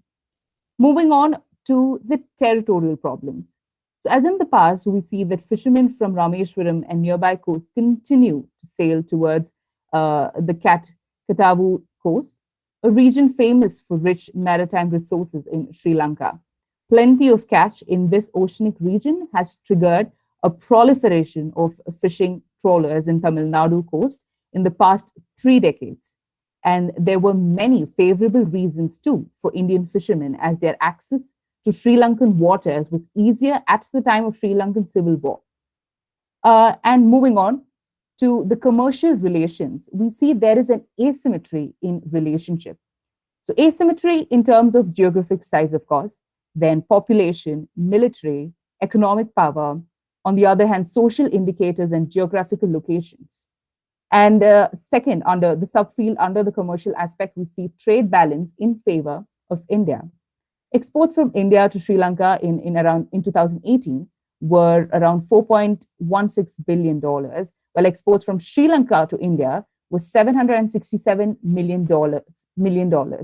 So there is a sort of imbalance, and Sri Lanka wants to reduce this imbalance and wants greater access to the Indian markets. And the last, we look at the fear of protectionism. So policies and thought processes are becoming communally exclusive and localized, and has a sense of inward looking. So these are some of the problems that India is facing with Sri Lanka. And next, I would like to highlight the problems that Maldives and Sri Lanka are looking at, although they're not really intense. That is similar, not as intense as the one that India faces with Sri Lanka. So the first one, of course, the political instability. So India's major concern has been the impact of political instability in the neighborhood on its security and development. So roughly in Feb 2015, the arrest of the opposition leader, Mohammad Nasheed, on terrorism charges and the consequent political crisis have posed a real diplomatic test for India's neighborhood policies. And secondly, we look at the radicalization. So, in the past decade or so, the number of Maldivians drawn towards terrorist groups like the Islamic State and the Pakistan based madrasas and jihadist groups have been increasing. So, the political instability and socio-economic uncertainty are the main drivers fueling the rise of Islamic radicalism in the island nation. And events in West Asia, Afghanistan, Pakistan have also influenced Maldivian radicalization. So, this definitely gives rise to the possibility of Pakistan based terror groups using remote Maldivian islands as a launch pad for terror attacks against India and the Indian interests. Further, India's concern is regarding how radical Islamist forces have been gaining political influence in the neighborhood. And thirdly, we look at the China angle. So, China's strategic footprint in India's neighborhood has increased, and the Maldives have emerged as an important pearl in China's string of pearls construct in South Asia. Given the Maldives' strategic location in the Indian Ocean, there are speculation about China trying to develop a sense of strategic basis in the archipelago. Given the uncertain Hello? Can I just Yeah, yes, sir. say a small thing here? Yeah. Just in case you are speaking, alongside your slides, I think Yes. your slides are not moving. Because I mean, in case you have forgotten to push your slides further, Yes, maybe sir. you can scroll those also so that we can see your slides as well as hear you. Oh yeah, But I've only been that. Thank you. moving the slides. So if you could tell me which slide is Oh. the audience? In case of my screen, it's frozen on the first one. So no problem. shit. Maybe others it's okay. So you please proceed. No issues at all. You're doing The well. others, if you Yeah. could just help me out because I really wanted, and just listening to it, I'm sure it turns out to be a little boring and very monotonous. So is it the same with the others? If the others could just help me out. No, it's at the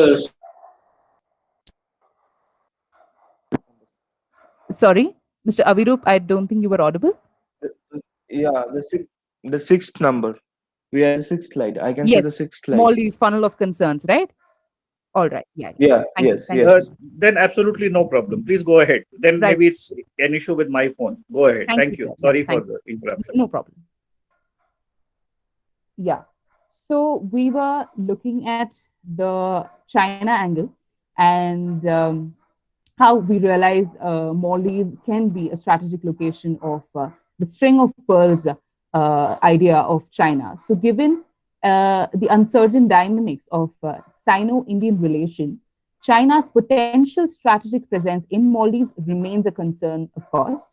And also the Maldives have started using China card to sort of bargain with India. So with these, so I've sort of tried my level best to shed light on both the problems that we deal with Sri Lanka and Maldives. Now let us look at some of the solutions that we can suggest. So the first one, of course, the China angle, the closeness of both the countries with China. So some of the aspects that we can look at. The first one being India does not have an economic capacity, of course, as China yet, though we are working towards it. And in fact, it should sort of cooperate with China for the development of these countries without letting the cooperation affect India's sovereignty, such that, fruits of development collectively reach South Asia. Further, India should invest in countries where China falls short and maintain its goodwill with South Asia and prevent these nations from slipping off from India's influences. Thirdly, India also needs to focus more on its traditional and cultural ties to improve relations with its neighbors.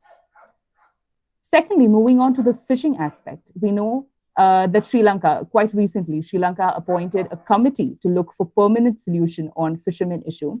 And both the countries are resolving the long festering fishermen issue with a human approach.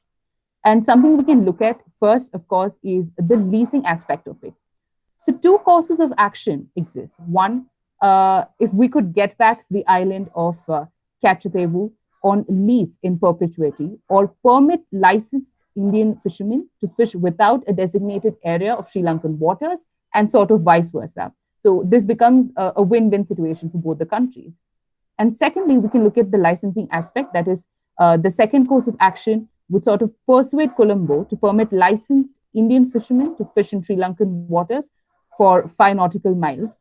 And there is a precedent in the 1976 boundary agreement, which allowed licensed Sri Lankan fishermen to fish in the watch bank for a period of 3 years. So if we could sort of reconsider the old agreements, and so that would build a window of opportunity opened at the end of Sri Lankan and Indian Foreign Secretary consultations.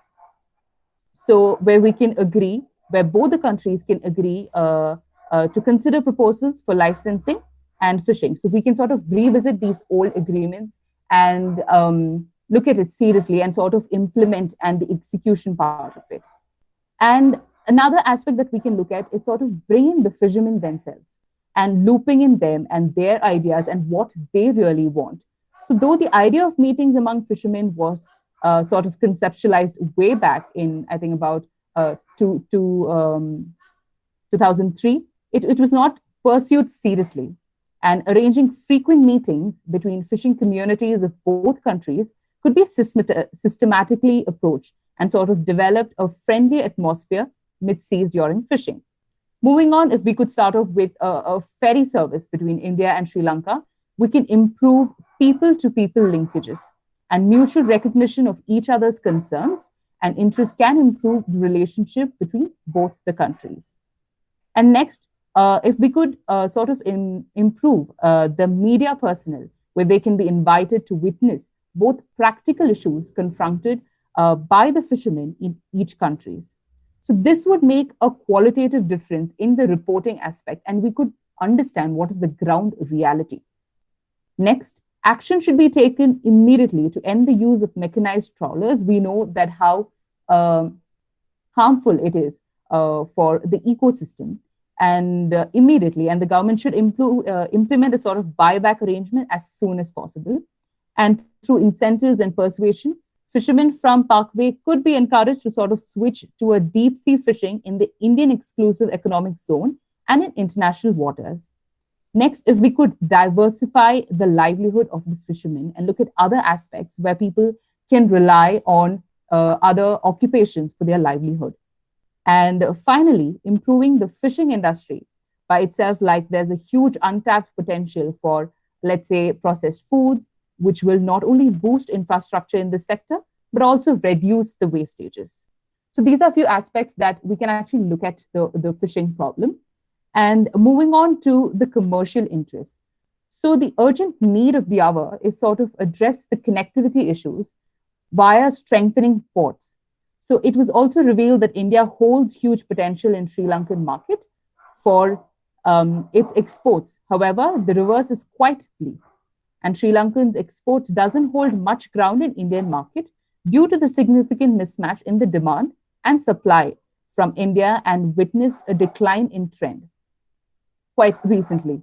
So such an event can be addressed by constant involvement in the trade of goods manufactured from similar industries so as to keep the nations engaged in higher intra-industry trade.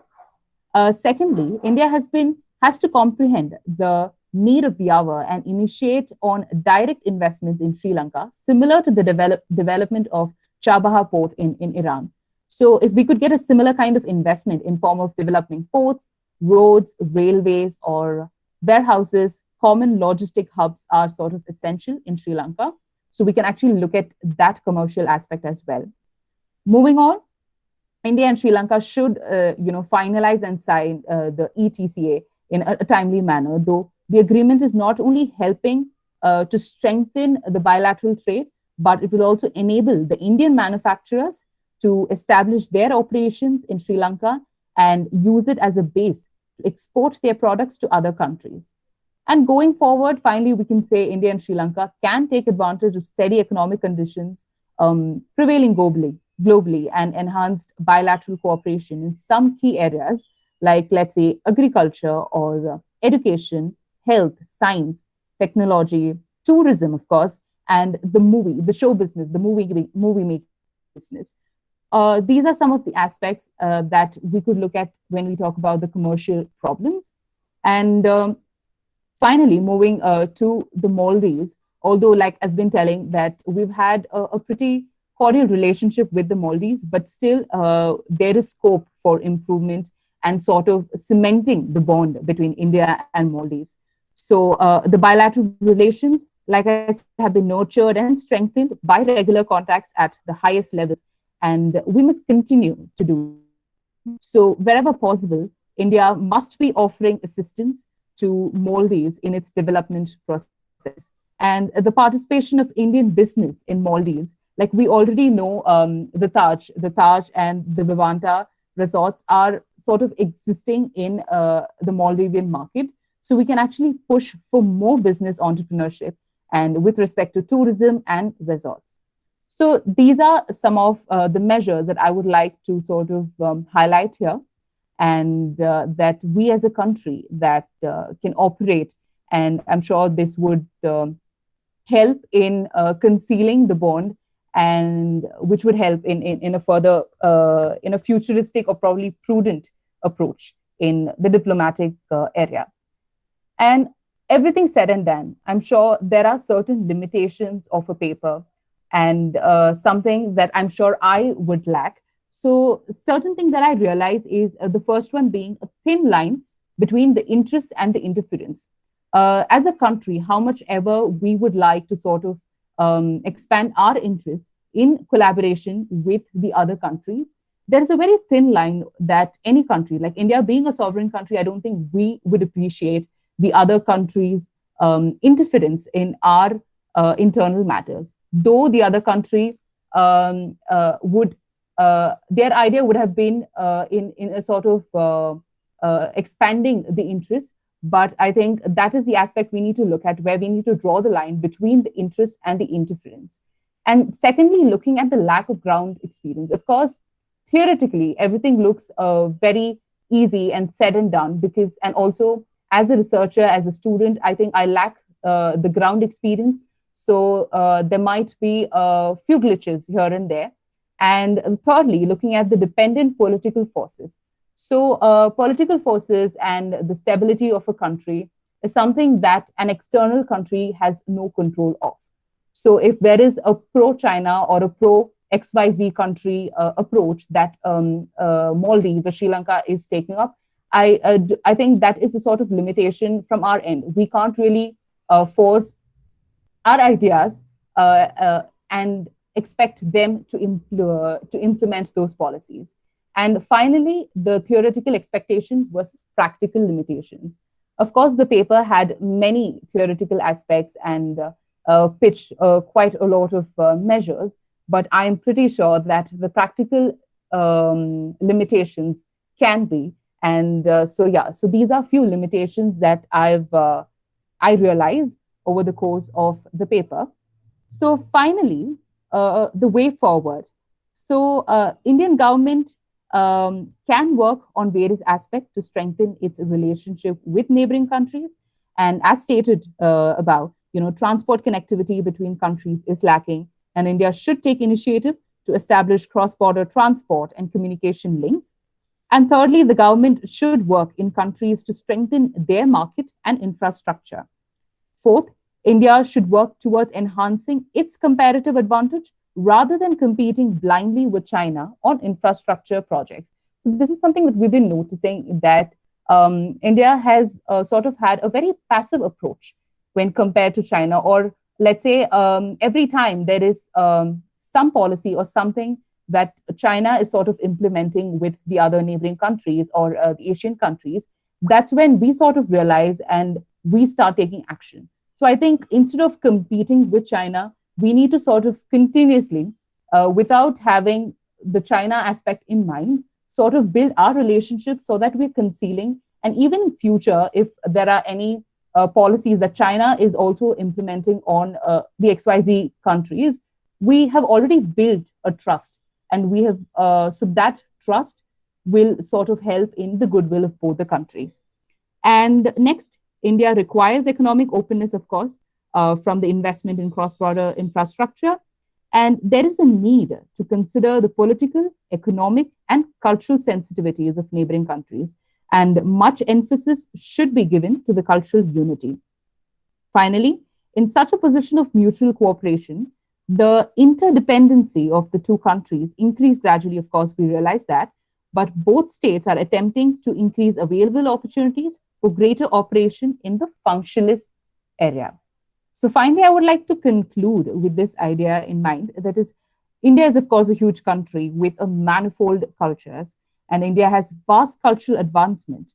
Therefore, as a nation, India has maintained good and sociable relations with all its neighbors, and its foreign policy is sort of works towards towards maintaining peace, freedom, mutual cooperation among its nations, among its neighboring countries. So apart from everything said and done, finally, there are India's major challenges have included the promotion of internal cohesion and the management of its often troubled reactions with its neighboring countries. So there is no doubt the challenges which India must deal with its neighborhood will sort of increase and complex over the course of time. But the neighborhood policies must sort of anchor in a sustained engagement at all levels of the political and people-to-people levels, sort of build a deep cultural affinity, which is unique to India's relationship and its neighbors. So with that, I am sort of done with my presentation, and I'm hoping that I was able to shed light on the problems and the measures. So yeah, I would like to thank the society and my participants to sort of listening to the presentation. I hope I was able to contribute to this ocean of knowledge. Yeah, thank you. Thank you, Ms. Benamul, for this very, very detailed presentation. And I was not really feeling like disturbing you while you were sleeping. While you were speaking, you were in such a good flow that it was almost not desirable to stop you. But I sent 2 messages to you just to say that you need to wind up in 3 minutes. And I think it will be good if we take every presenter and then discuss it. Is that okay, Sharmishta? Because I think then we can be a little more intense in our discussion. Yes. Yeah. Okay. So just my initial comments at this stage, Benamul. It was a very comprehensive presentation touching upon quite a diversity of issues with regard to both India and Maldives and Sri Lanka. And I will have my inputs at a later stage. I throw the floor open for discussion or comments on Benamul. Anybody would like to comment on Benamul's presentation?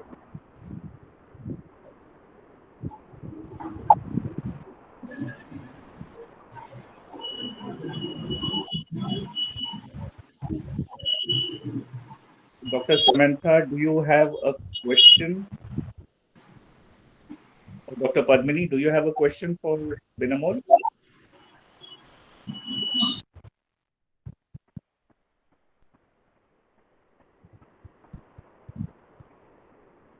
Okay, maybe not. So maybe I can set the ball rolling. Benamul, I was also going through the book of abstracts, and I figured out that you are a master's student in English and communication studies at the moment. Yes, sir. And I was pretty happy to note that you further aspire to work on Indian diplomacy, and also Right, the sir. fact that you take delight in understanding foreign relations and India and geopolitics. So, I mean, one thing certainly I would want to know is that with a background in English and communications. What sparked of your interest in foreign policy and defense studies? Could you just start with that, and then I'll come to my next point.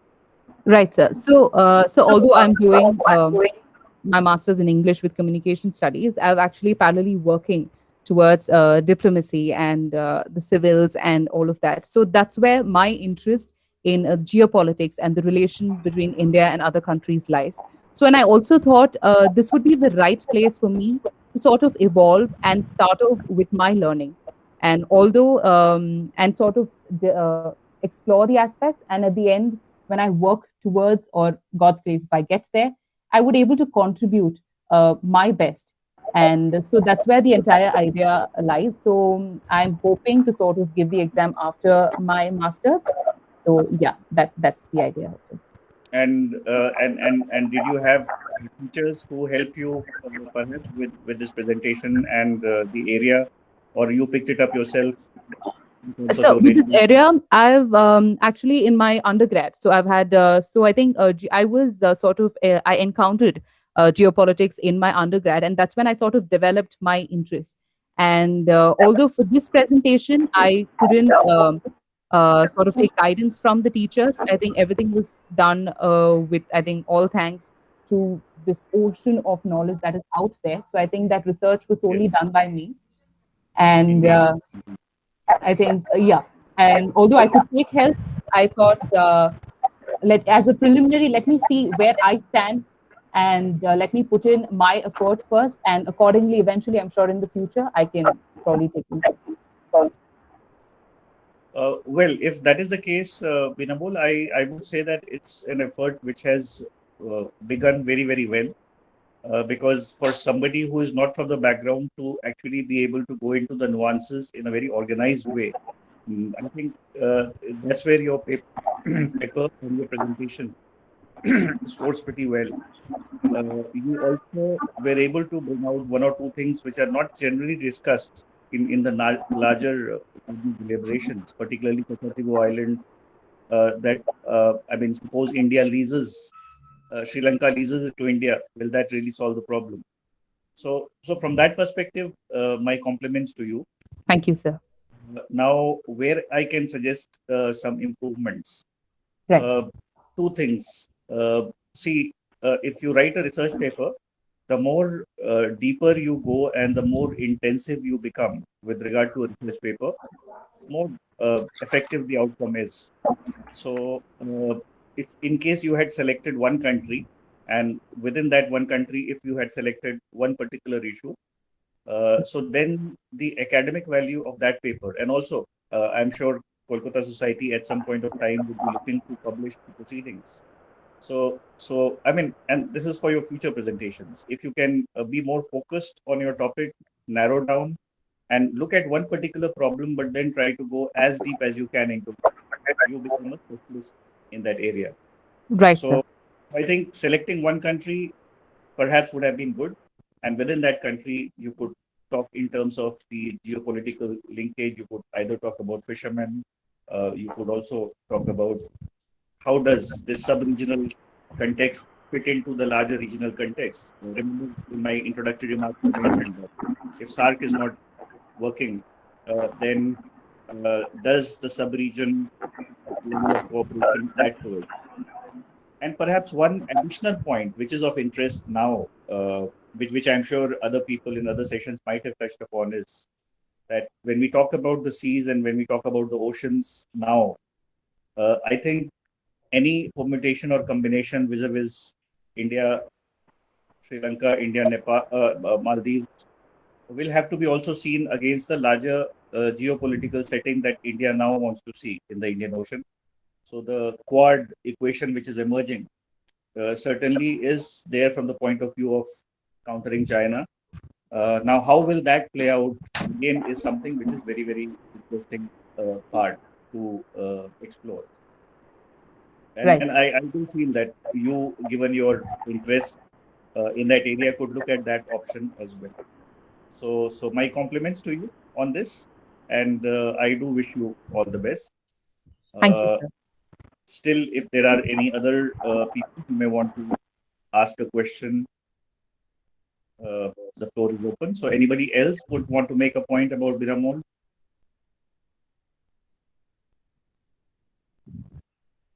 So probably not at this stage. So we are done with the first presentation, and Biramol, do remain in touch. Keep telling us what your latest interests are, so that we can also track how well your studies are going on. Thank you. Thank you, sir. Thank you so much. I now have the pleasure of inviting, shall we try Dr. Padmini Balrama? Are you able to come in? I'm ready. So I was waiting because my net is going off and on. So I wanted to present it and finish it. Otherwise, it might go away. Yes, yes. We can hear you perfectly, ma'am. Yeah. Please go okay. ahead. So I'll just start immediately.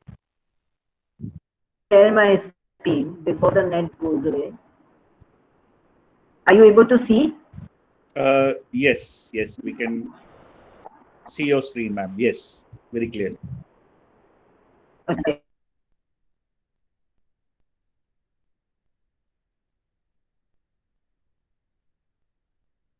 I'll just kind of first I start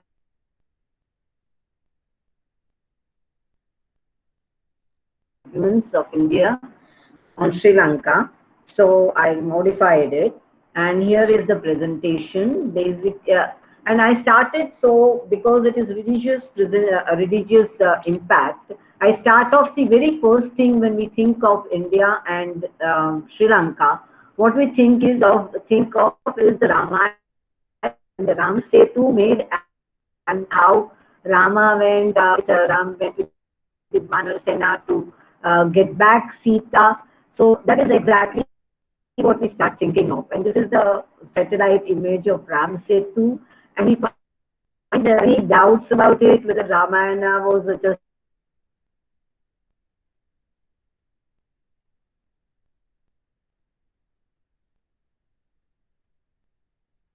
it was really made by Vanar.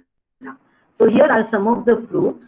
So Ram Setu or Rama's bridge is a causeway that was created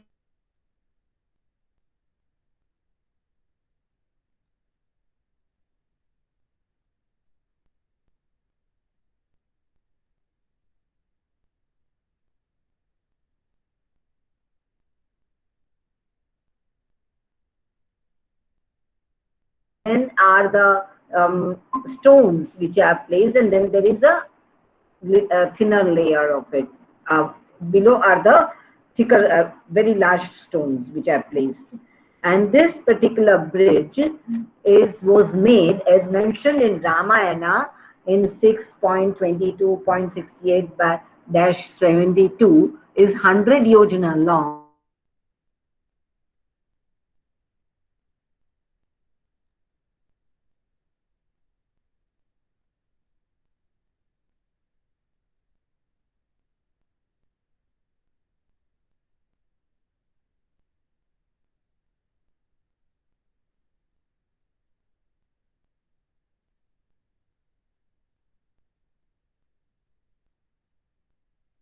I think Professor Padmani has got frozen on the screen, or others can hear her. Sharmishta, is Professor Padmani audible? Are you? I can hear you. No, sir. Can you hear me? Yes, we can hear you, ma'am. Okay, so can you see the slide now? Are you seeing the changing slides? Yes. So this is how so basically this big bridge was built, and initially that bridge was higher. It was about a meter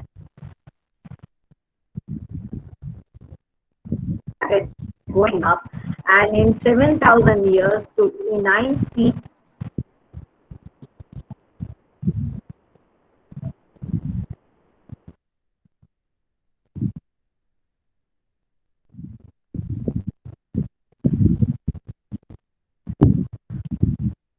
About this bridge construction. The rocks befalling on all sides perturbed the ocean. Some others drew up strings 100 yojana long in order to keep the rocks in a straight line. The size of this bridge is mentioned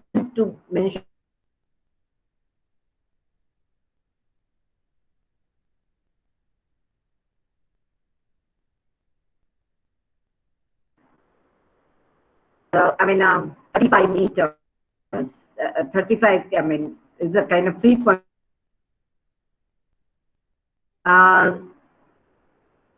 This is reference to Sinhalese, then come. So this is the early Pali language epic. Mahavansa includes a story of Sinhalese and how they came to Sri Lanka from East India. This story is dated to beginning of 6th century BC.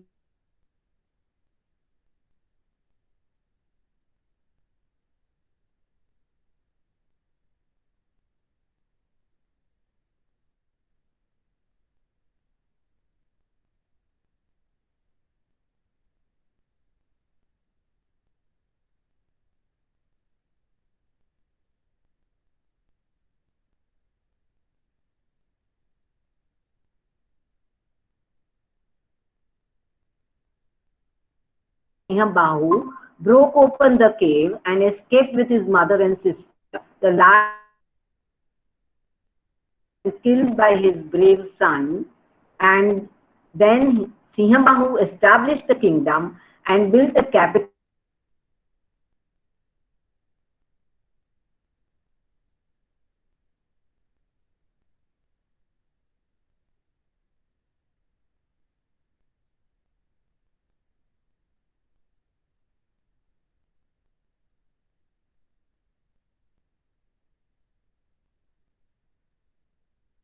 The banished prince with his supporters reached Sri Lanka taking a ship, and then where he faced led by a woman called Kuveni, and after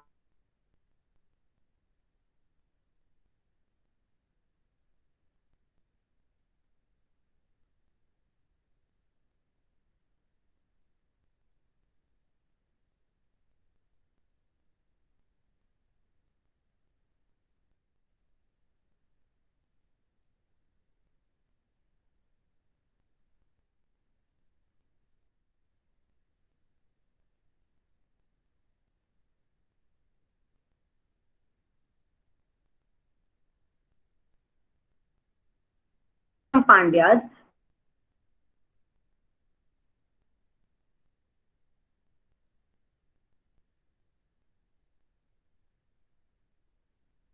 from around 600 BCE to first half of 17th century CE. That's a very long rule. And other parts of South India who established the Sinhali kingdom in Sri Lanka married a Tamil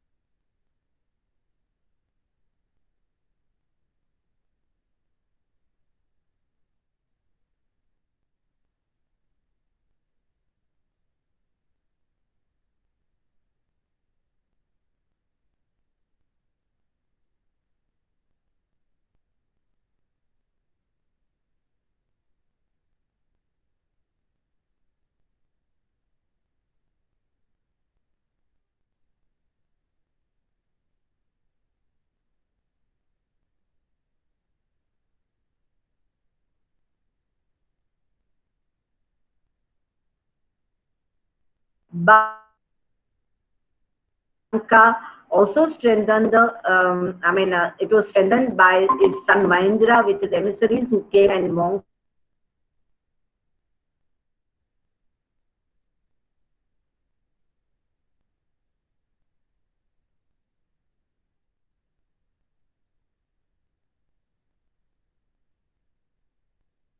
When we go, this is, if you see, these are the pots and this is the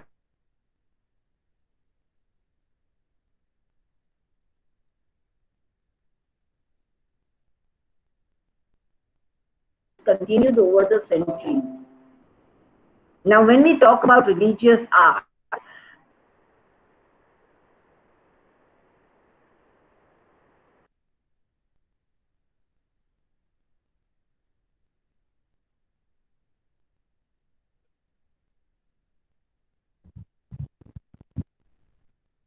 Professor Padmini, you are getting uh, hung in between. I wonder if by changing your position, you could enhance the connectivity. Professor Padmini? Just connecting me to near the window because I was getting disconnected. I will put it.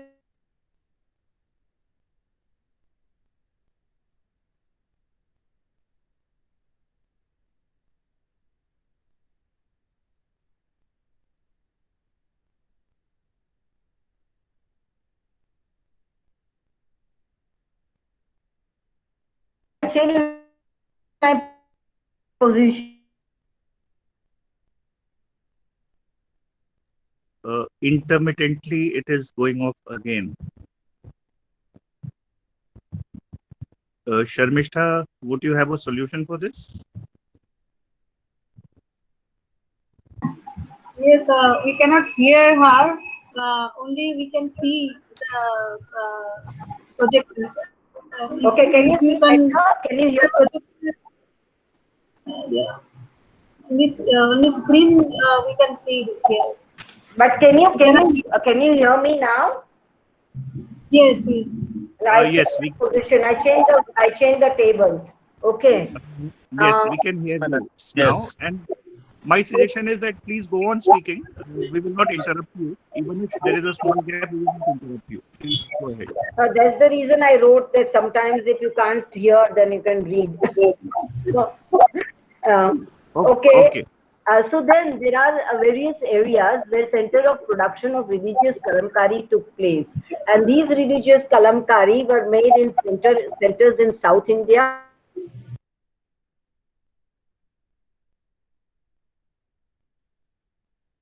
Masulipatnam area, and Masulipatnam, Polavaram and surrounding villages were unique in sense that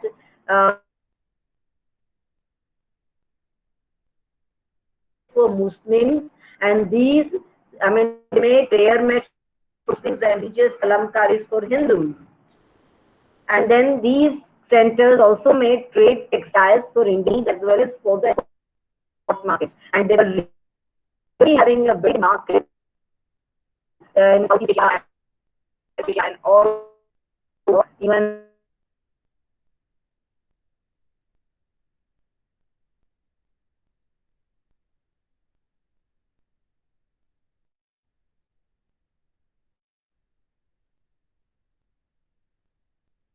Kalahasti, which is a temple town, which produced kalamkaris to be displayed in the Shaivites as well as Vishnu temples, and Pulikat.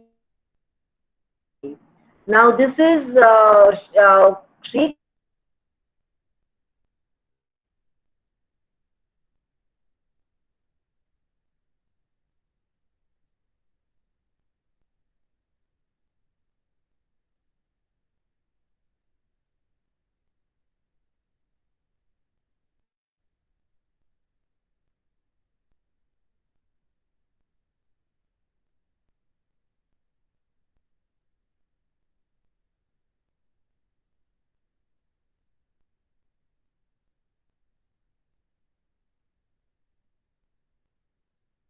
there were centers like Saidapet, Sikkinaikanpet, Ponna.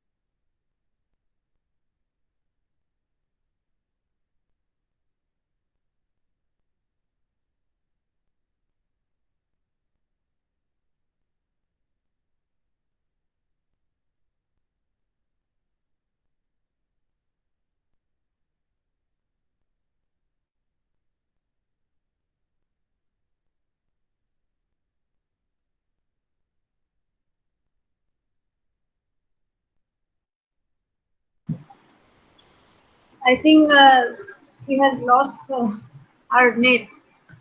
connection.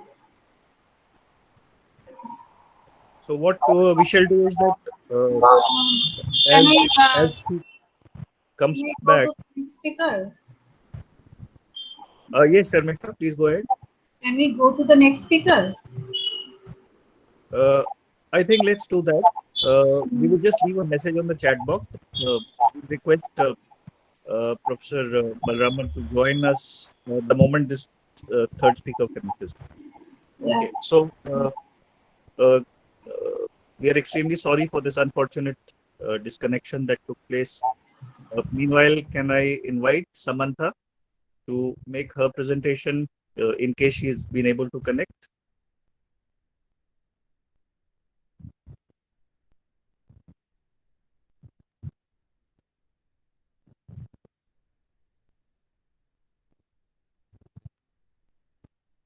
Yeah, Samantha, over to you.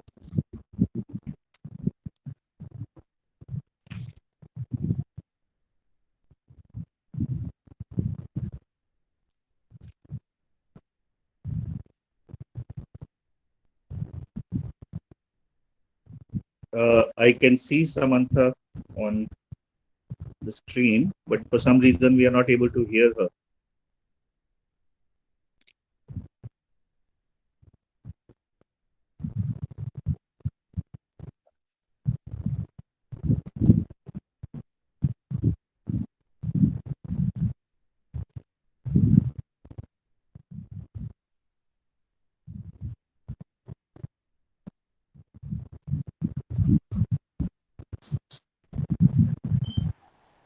I think she has the problem, With her internet speaker problem.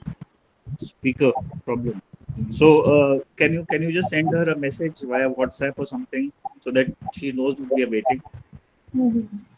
Yes.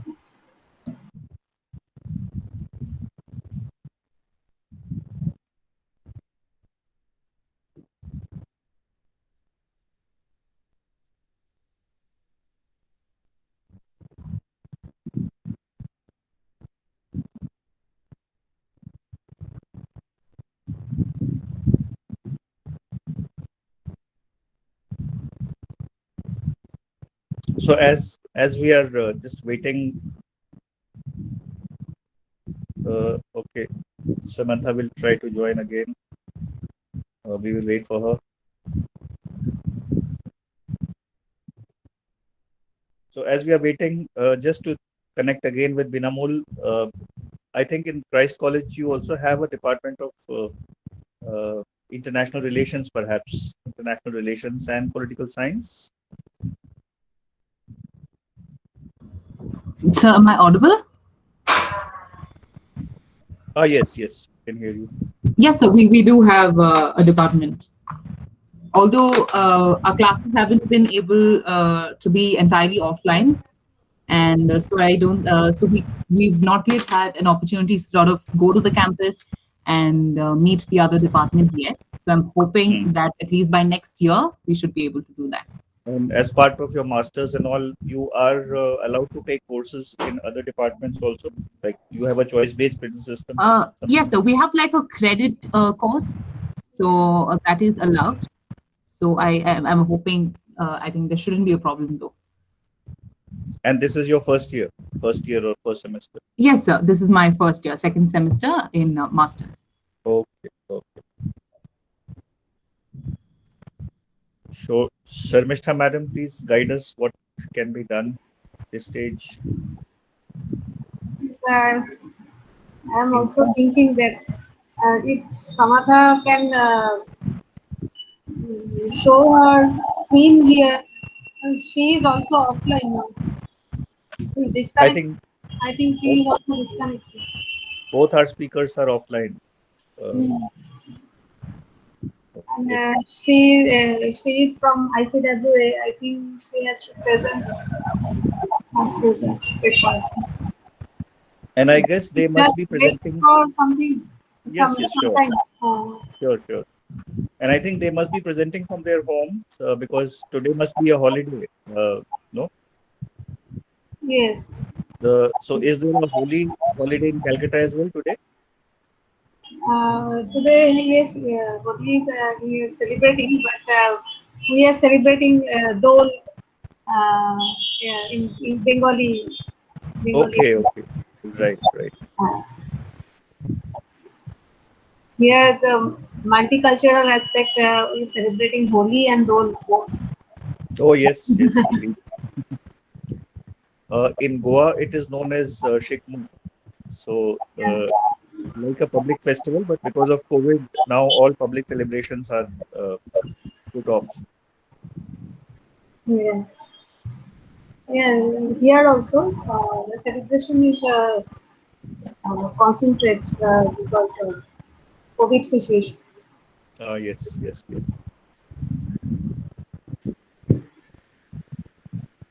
And is there another panel discussion? Yeah, there is a panel discussion after this, right? Yes, After the panel post lunch, discussion session is. and then followed by the valedictory. Yeah, Samatha has joined in. Again.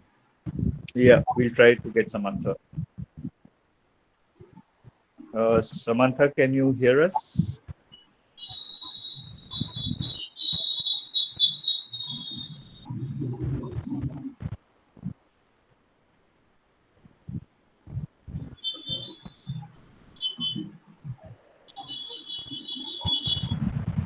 I think she still cannot hear us. Your speaker is not working. I think if you can show your slides, if you have any PowerPoint presentation or slide. Or if she can try and use her mobile rather than, I mean, in case her mobile has the Google app. Yes.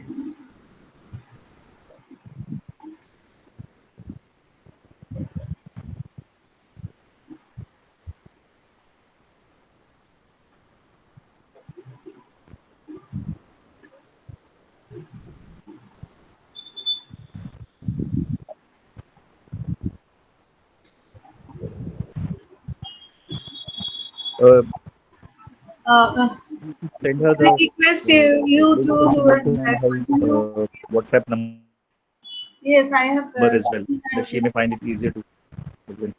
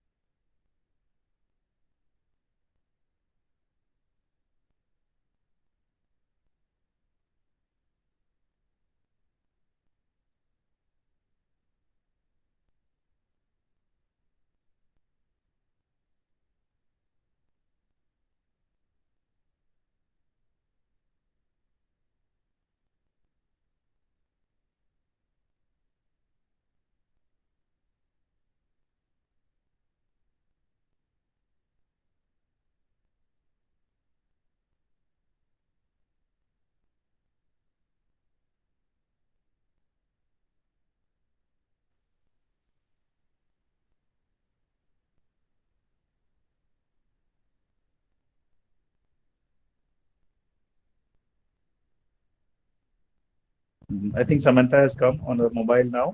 Can you hear us, Samantha? Or oh no, so you can hear us, but maybe you speak something so that we know where we can hear you.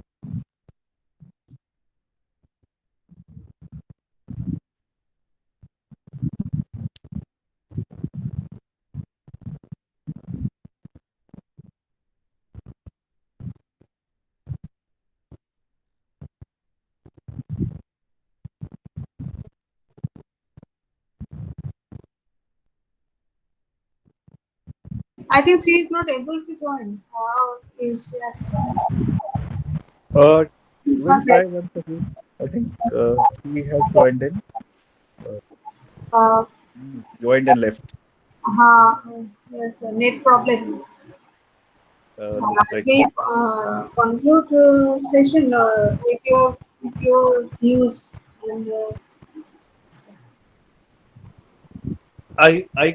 I can do that certainly, but then it would always be good to hear uh, yes. from others as well. Um, uh, maybe I can just You can continue, and if she can join, she will join.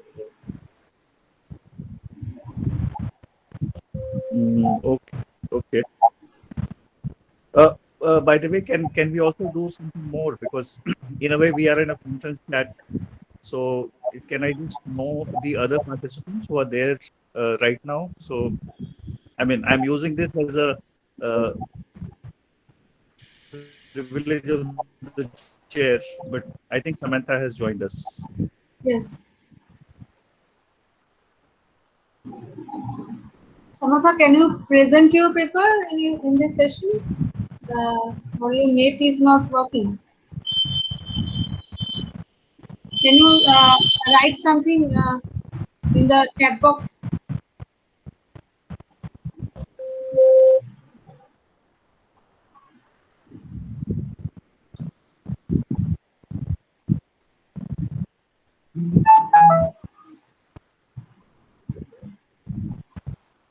And Professor Padmini also could not connect again, right? So two of our participants Yes. could. They both are connectivity problem. Okay. Her microphone is on. Her microphone is on. Yeah. But audio, I think, is having a problem. But she could also not connect with her mobile. I thought because twice she came on the mobile also.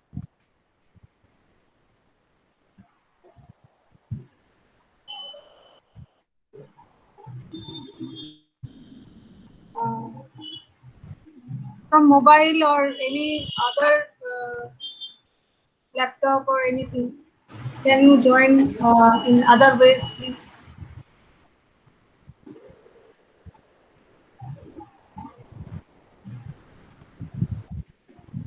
So we do see Samantha with her second link. Hopefully she'll be able to connect with one or two.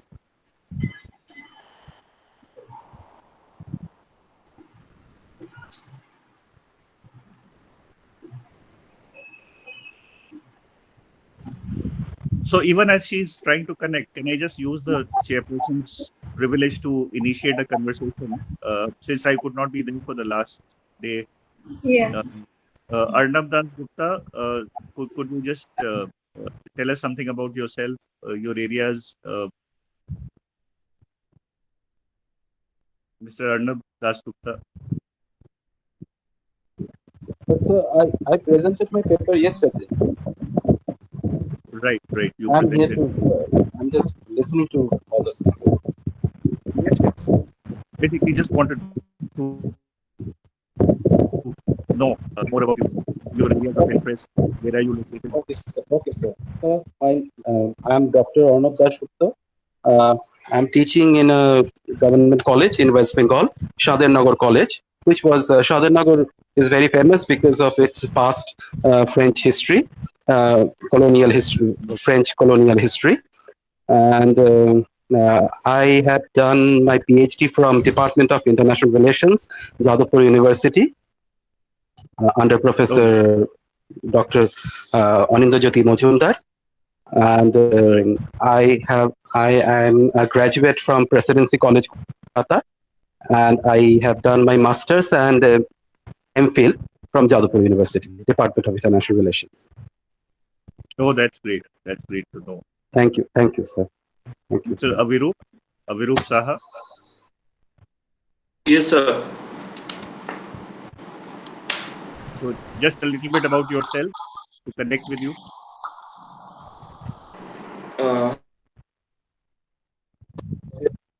At the Department of International Relations, Jadavpur University. This is my third collaboration with Kolkata Society for Asian Studies with the conference. I am conducting the program and I'm replicating some of the sessions. It has been a very nice experience to witness some of the great conferences in Kolkata, Kolkata Society and Equar New Delhi. And it was really a great experience over the 3 years I'm doing with them. So I have some interest area in the Indo-Pacific region and more in this region, which the conference is based on. So I look forward to my PG days, post-graduation days, and to all more conferences and interacting with all eminent academicians like you and others, sir. Thank you. Indeed, indeed. It's great talking to you. And I think Samantha, I do see her sound boxes fluctuating. So that means I think we may be able to hear her voice. Samantha, are you able to come online now?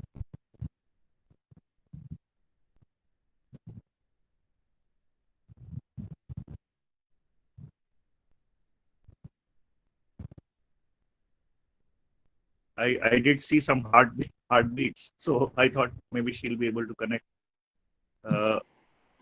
She here in chat box she gave a note. Please go ahead. Sorry, not able to connect. Okay. So let's complete our. I mean, we have around 15 minutes. I hope. Yeah. Yeah. Miss Deptushi Mishra. Yes, I am Dr. Deptushi Mishra Chaudhuri, and I am assistant professor. Just a second, Deptushi. I think Samatha, she is coming. Yes, of course.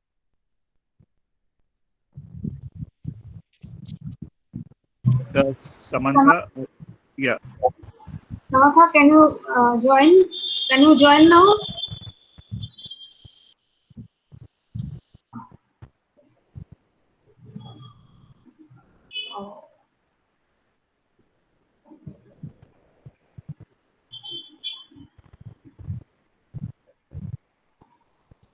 It's a problem. I think this problem might persist. So we'll carry on.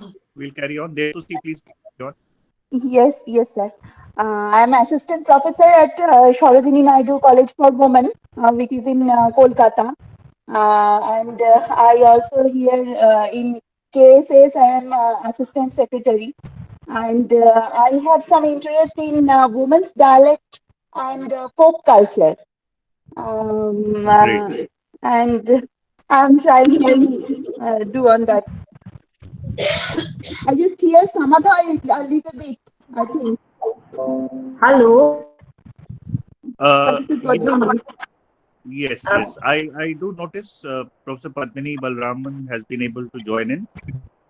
So in case you wish to continue, madam, you can continue. The only thing is that I thought I finished my talks. I just talked to myself, it seems like. I didn't realize when my connection was gone. Oh, I see. No, but what we'll do is that since you Nobody replied, so I rejoined. Okay. So what I suggest is that maybe in 5 minutes, you could just conclude. Yeah, that would be great from our point of view. Yeah, over to you. I will do that. I'll share the screen and then do.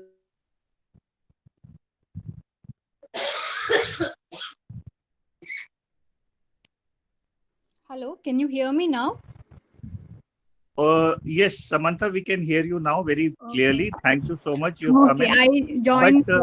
But we are requesting Professor Padmini to just wind up in 5 minutes and then you can start, Samantha. Okay, thank you so much. Thank you. Only problem is that the time may be a little limited, so maybe 10 minutes.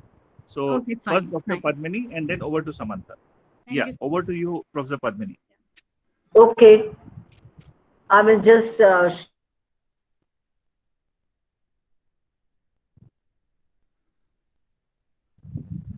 okay.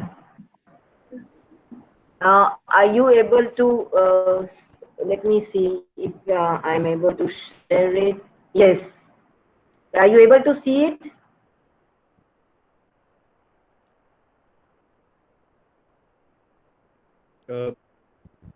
Are you able to see it? I don't see the slide yet. But maybe, madam, I could suggest that you need not use the slide, but you could just make your final observation. Okay, so I don't know till where you saw. Did you hear anything? And so anything about Madurai Kalamkari and the Kalamkari of Sri Lanka and all that?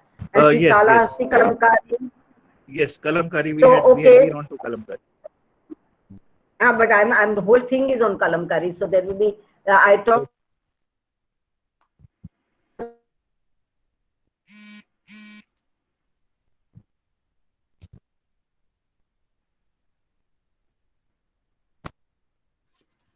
Hear about the Kalamkari Center and all that I told. This slide.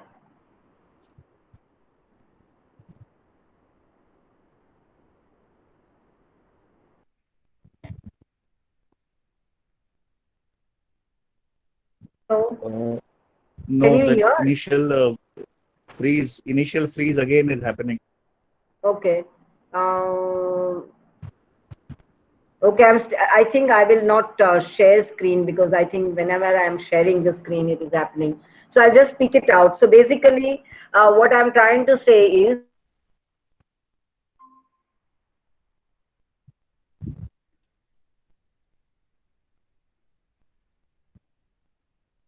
art, which was religious as well as trade art.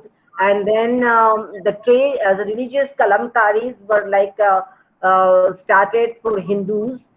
They were also there. You could see sometimes the depiction of, and also kalamkaris in Masulipattnams were made for the markets, for the Muslim markets from Middle East, which were like they made prayer mats.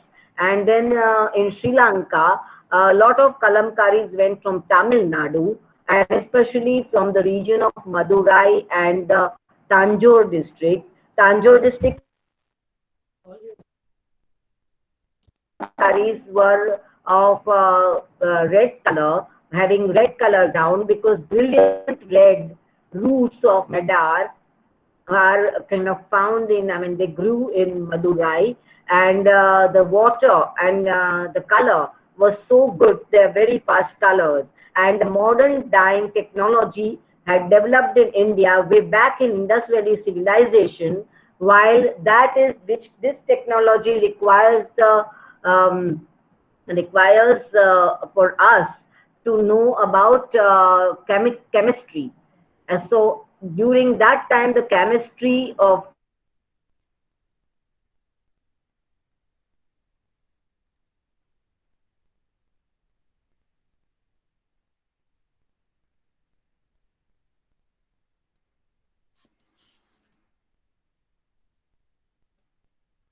which are kind of when I did the color fastness test at ATIRA, that is Ahmedabad Textiles Industries Research Association, with all their hi-fi machines, they didn't do. They used to do 7 to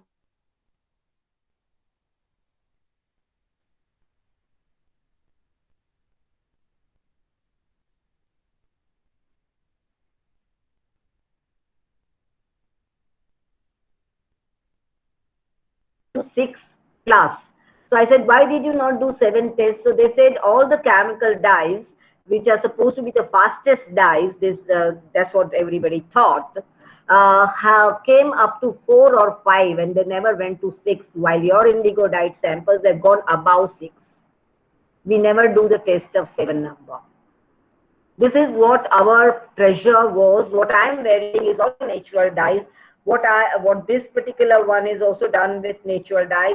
I have dyed it myself using natural dye, and I have dyed my dupattas dyed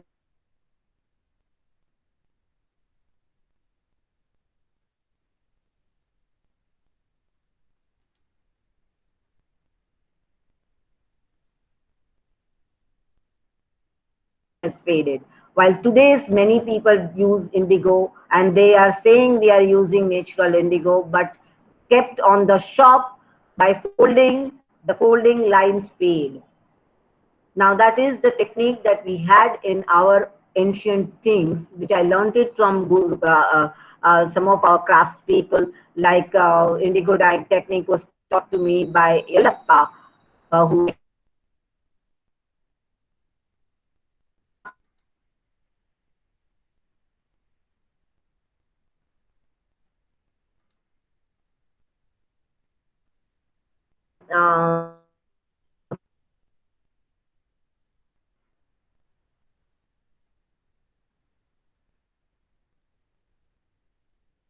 Sri Lanka also they should have that conflict. So these kind of things, and then there is a lot of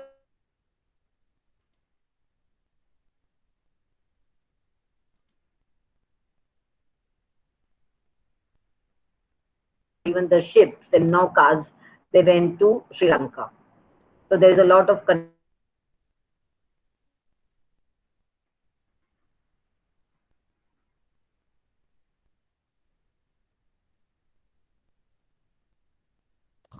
Ma'am, your voice is getting cut again. Maybe if you switch off your video, you may be more consistent.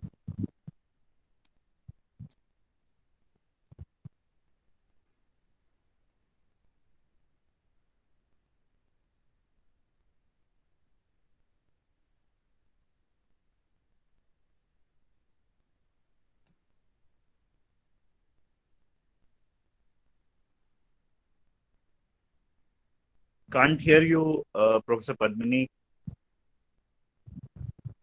Can you hear us? Are others able to hear? Yeah, I can hear you. Okay. Yeah, so maybe if you mute your video, we might hear you better.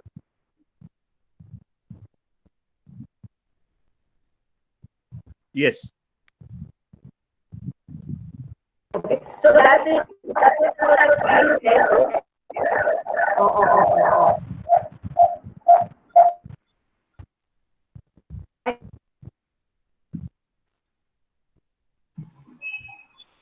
Madam, please use one of your mobile. Both are not working together. Echoing.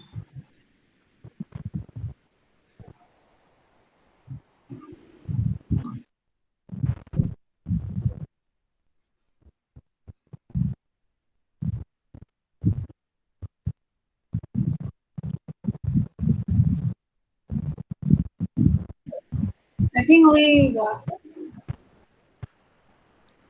No, it doesn't seem to be working. Is it better now? I got muted. Yes, yes. So you can continue. Your voice was clear last time when you spoke. All the routes went via Sri Lanka to the Southeast Asia as well as to the East Asia from India.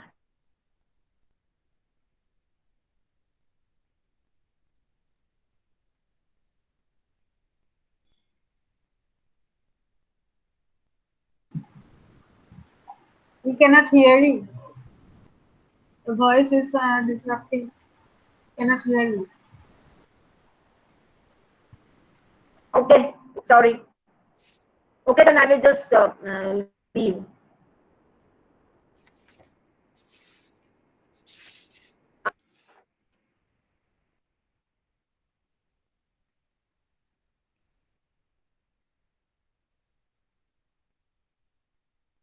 Professor Padmini,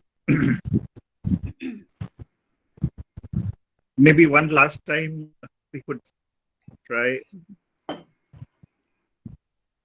No, madam has left. Yes. Okay. So Samantha, let's try your connectivity now.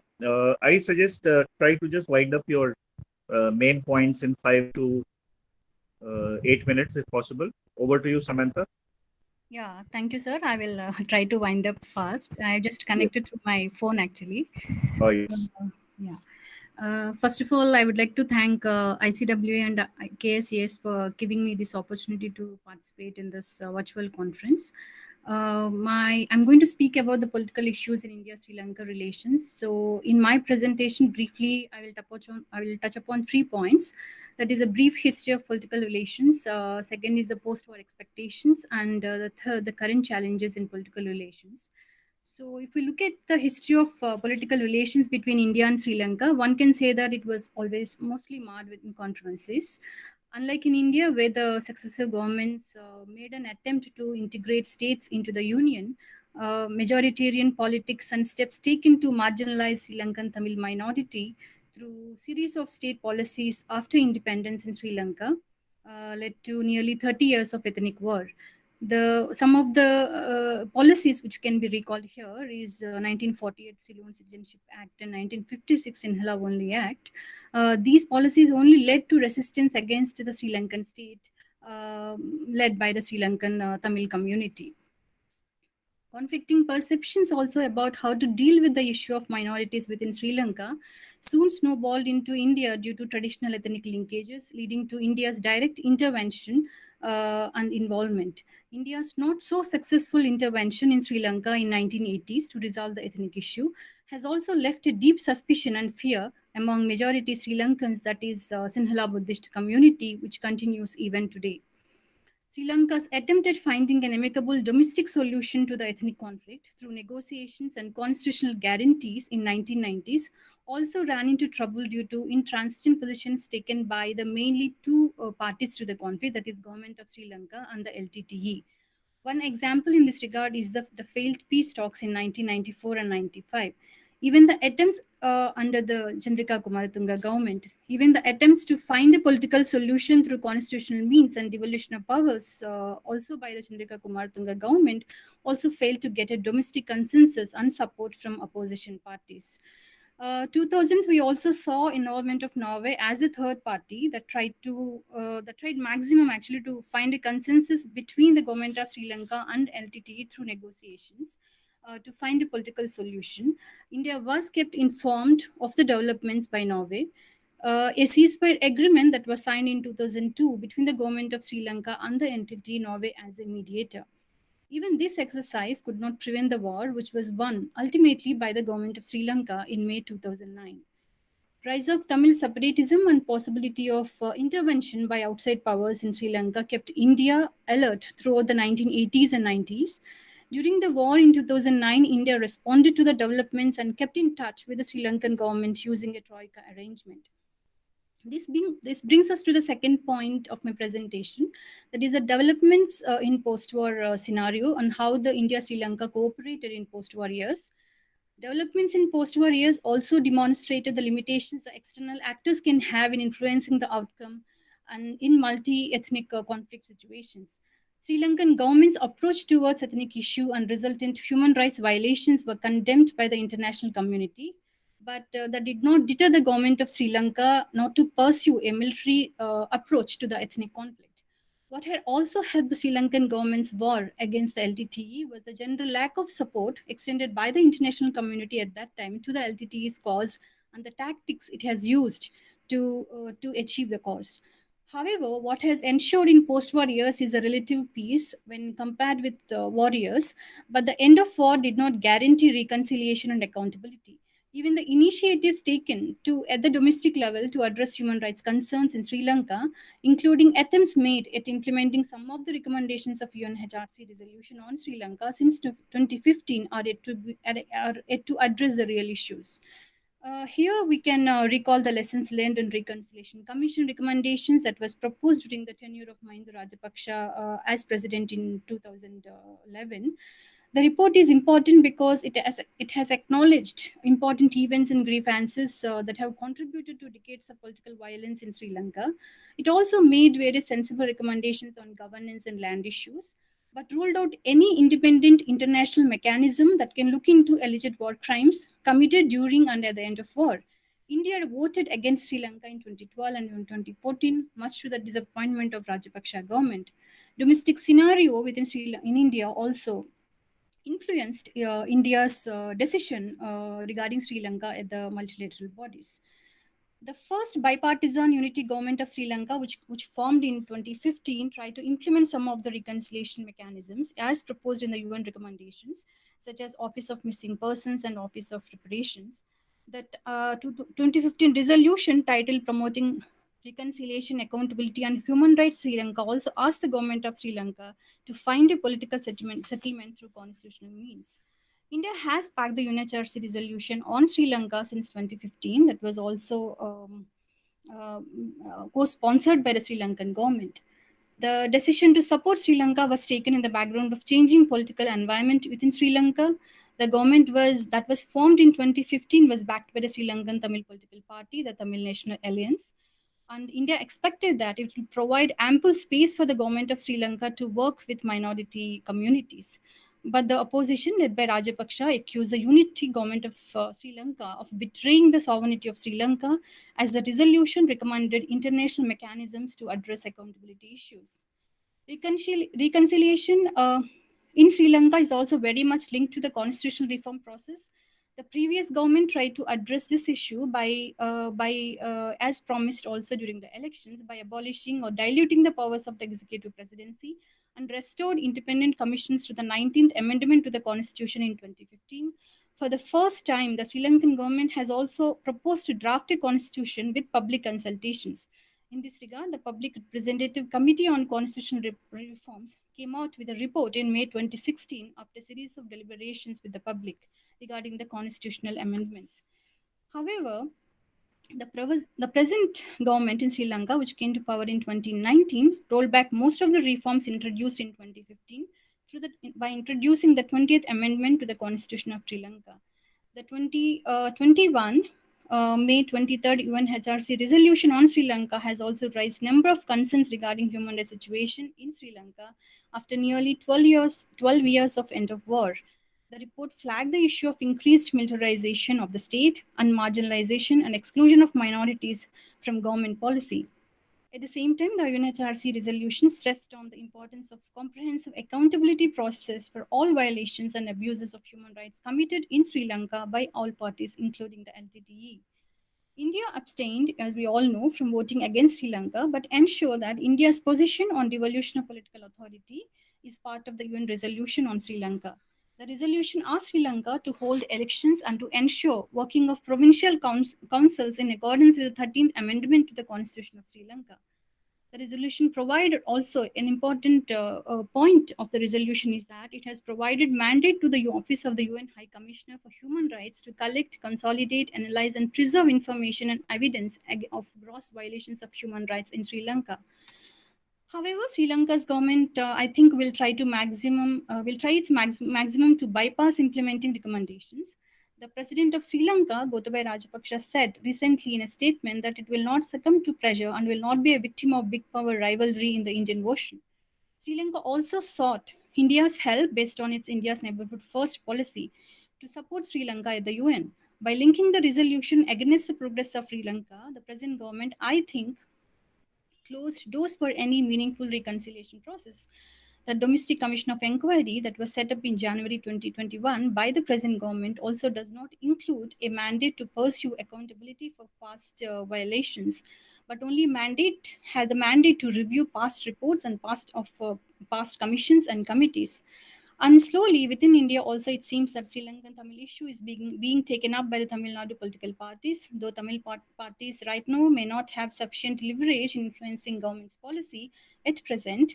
One cannot rule out emergence of Sri Lankan Tamil issue in the future, given the present scenario in Sri Lanka. This brings us to the present bilateral cooperation. What are the challenges? In the past, India-Sri Lanka relations underwent important changes. The factors that impacted the relations were mostly defined and influenced by domestic developments and the political compulsions in both countries. The scenario actually changed after the war ended in 2009.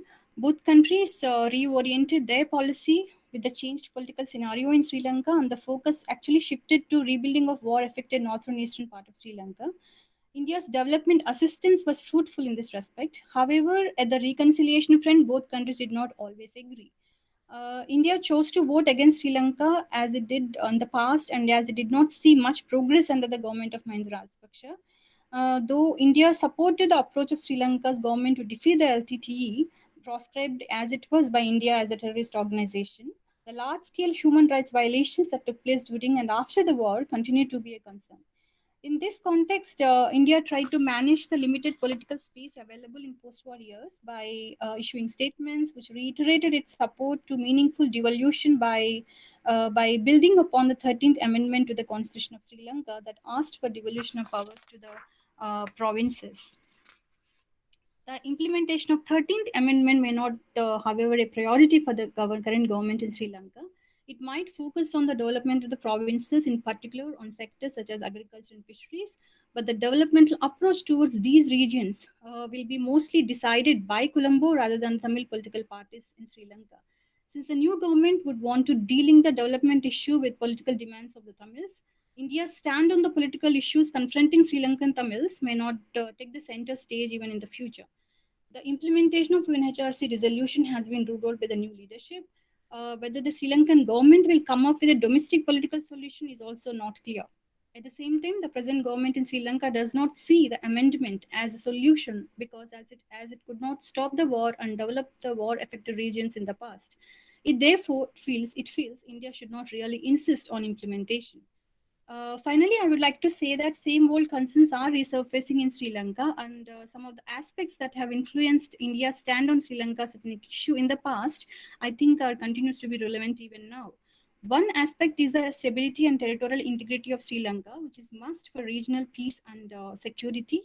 Therefore, India will try to balance political relations by not taking interventionist positions on the issue.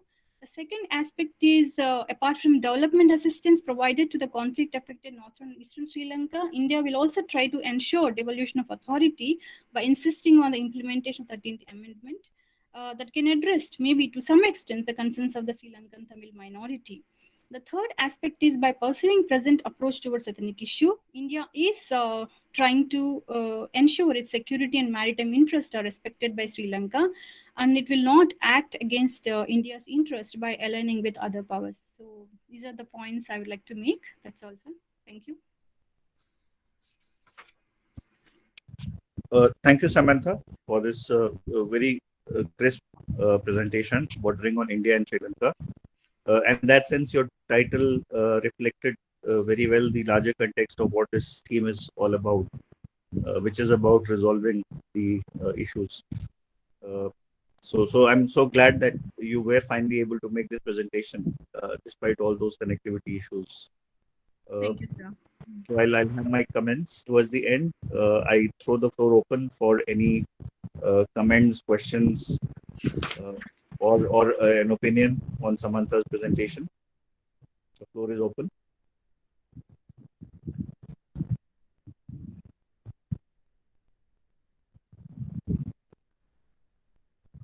Binamol, would you have a question for Samantha?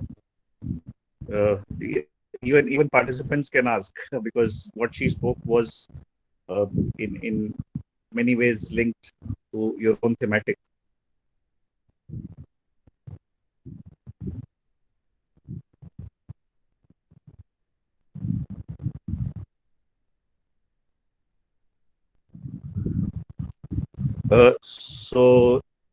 Well, no question appears to be coming in at this juncture from the audience. Samantha, as I can make out, your own specialization has been in the area of South Asian studies. Yes, from sir. Yes, JNU. Yeah. And so you would have worked on Sri Lanka. Yes, sir. I I work in presume. Sri Lanka. Yes. And that also happens to be your current area of work at ICWA. Yes, sir. Yes. Okay, that's great.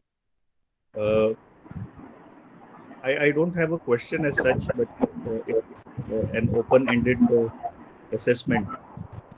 I think India has seen its relationship with Sri Lanka unfolding in the last 15 to 20 years. In a way, trying to overcome the hard past which had been there. When we were students, and I was also in the same division as you were in, one thing that was talked about was the manner in which India and Sri Lanka had tried to forget the political context and move on with the economic partnership. So those were the days of India-Sri Lanka Free Trade Area. India-Sri Lanka did end up as two very, very critical economic partners within the South Asian gathering. And then, of course, the LTT war ended and it was all set, like to move on to the next phase. But then when we look at this next phase, and this is like the last 10 years or so, the external dynamics, I think, have far seeped into Sri Lanka. So Sri Lanka also has, in a way, tried to play safe. So India cannot really presume or cannot take for granted that the government in Colombo is always going to be sensitive to India's own security concerns. And we have seen China's involvement growing as well. So from that perspective, my only anxiety would be that could we really think of a stage where India and Sri Lanka could let the past behind us? I mean, the United Nations resolutions will come and go, but would it really be possible for India to regain its economic leverages vis-a-vis Sri Lanka and not come in as a kind of a fill-in or a gap, fill in the gap vis-a-vis what China is trying to do? So how do you look at the potential for economic partnership given the history of political dynamics that has been there? I mean, it's an open-ended question, so you may want to answer. Sir, I think given the present government's policy, which they have been insisting on from the beginning, they would like to look at the other Asian countries. I don't think India is their preferred partner in economic engagement, though India has been providing a considerable and significant development assistance to Sri Lanka. They're basically looking at cooperation with other countries in Southeast Asia, and China is anyway there. So I think that's where the focus is, that they would like to engage and emerge as a commercial hub in the Indian Ocean. So I don't see much of hope in terms of, because the ETCA has not been implemented. The consultations are going on. So I don't see much of hope in terms of enhancing economic cooperation right now, the way India wanted under the present circumstances. I think so. But so security is one issue. I think India, Sri Lanka maybe properly willing to cooperate, and Sri Lanka is willing to cooperate with India in the future under this government. As I also mentioned in my paper, the political issues, I don't know whether Sri Lanka is really going to put that past behind, because most of the domestic constituency in Sri Lanka is thriving political parties on the past, what happened with India in the past, and that's how they garner votes. So this issue is going to come up again and again, even in the future. So, and it will also impact due to the trust deficiency between the two nations and the general fear about India. It will only lead to, as you also said, that Sri Lanka would like to play safe and interact with maximum external powers possible to also balance India. That is where sometimes I feel it's going to be a very hard bargain for India even in the future. On political issues or economic and security issues, I think for India, it's going to be a very hard bargain with Sri Lanka. That's what I want to say.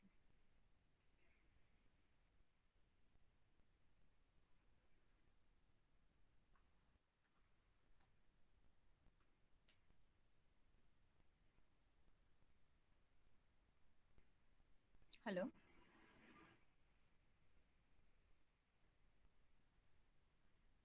Hello.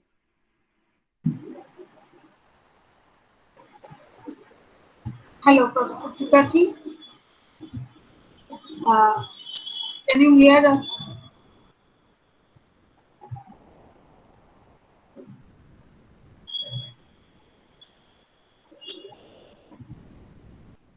Yes, I can hear you now. For a short moment, I just went out. I think the points mentioned by Samantha are well taken. She, having studied the area, does not see kind of an extraordinary push forward in the relationship between the two countries. But still, I think there is a certain basic minimum level of engagement which has been there and which will continue to be there. Again, my point to you, which I'm sure you must be figuring in, and you partly mentioned it in your presentation also, is that Sri Lanka would not like to see this partnership as being affected by the larger geopolitics which is being played out in the region. So, I mean, India may be having its own intentions of posting up the Quad But then Sri Lanka would perhaps not want to come in the way of its own bilateral partnership that it has with India, and also the one that it has in China. So in any case, I think the Southern Hemisphere will remain a very important area to be studied by, not just international relations or strategic studies scholars, but also by people from the perspective of history. And I think this session had the other paper on culture and society also come in, could have contributed a great deal. I mean, the hard power and the soft power debate is a perennial one, but looking at it in totality, I think there can be a wider understanding to this theme. It has been a pleasure for me to be part of this discussion, and since most of us here sitting are interested in South Asia, we all are South Asianists, and the conference also is on India, Sri Lanka, Maldives. Just wanted to make a small announcement that our Department of Political Science at Goa University, in collaboration with South Asian University, is hosting a conference on reconstructing the region in South Asia. So we have already set out the last date for abstracts. So what I'll do is that I will pass on the call for papers to Sharmishta, and she can pass it on to all of you, particularly the young scholars who may be wanting to present papers. Sir, which is the last date of sending the abstract? Oh, we put it as, I think, 31st. But we can put an extra week for you all.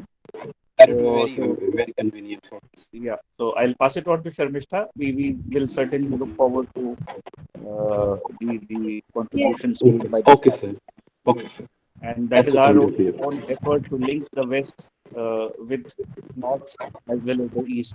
Goa is at the West Coast, and yes, Goa tracks. And one reason I was mentioning to all the participants is that I have my own very fond memories of Jadavpur University, where I did my research course and made some very great. Oh, I see. So thank you very much again. Thank you, sir. Thank you, sir. And Sharmishta. Thank you. I hand over to the organizer. Thank you. Yeah. Thank you, sir. Thank you to all the participants. We are sorry for the inconvenience caused in this session due to some network issues. We will be heading for a very short lunch break, and we'll be meeting again. We'll be connecting again at 1:15 for the panel discussion. Thank you. 1:15. Thank you. Yes, ma'am. 1:15.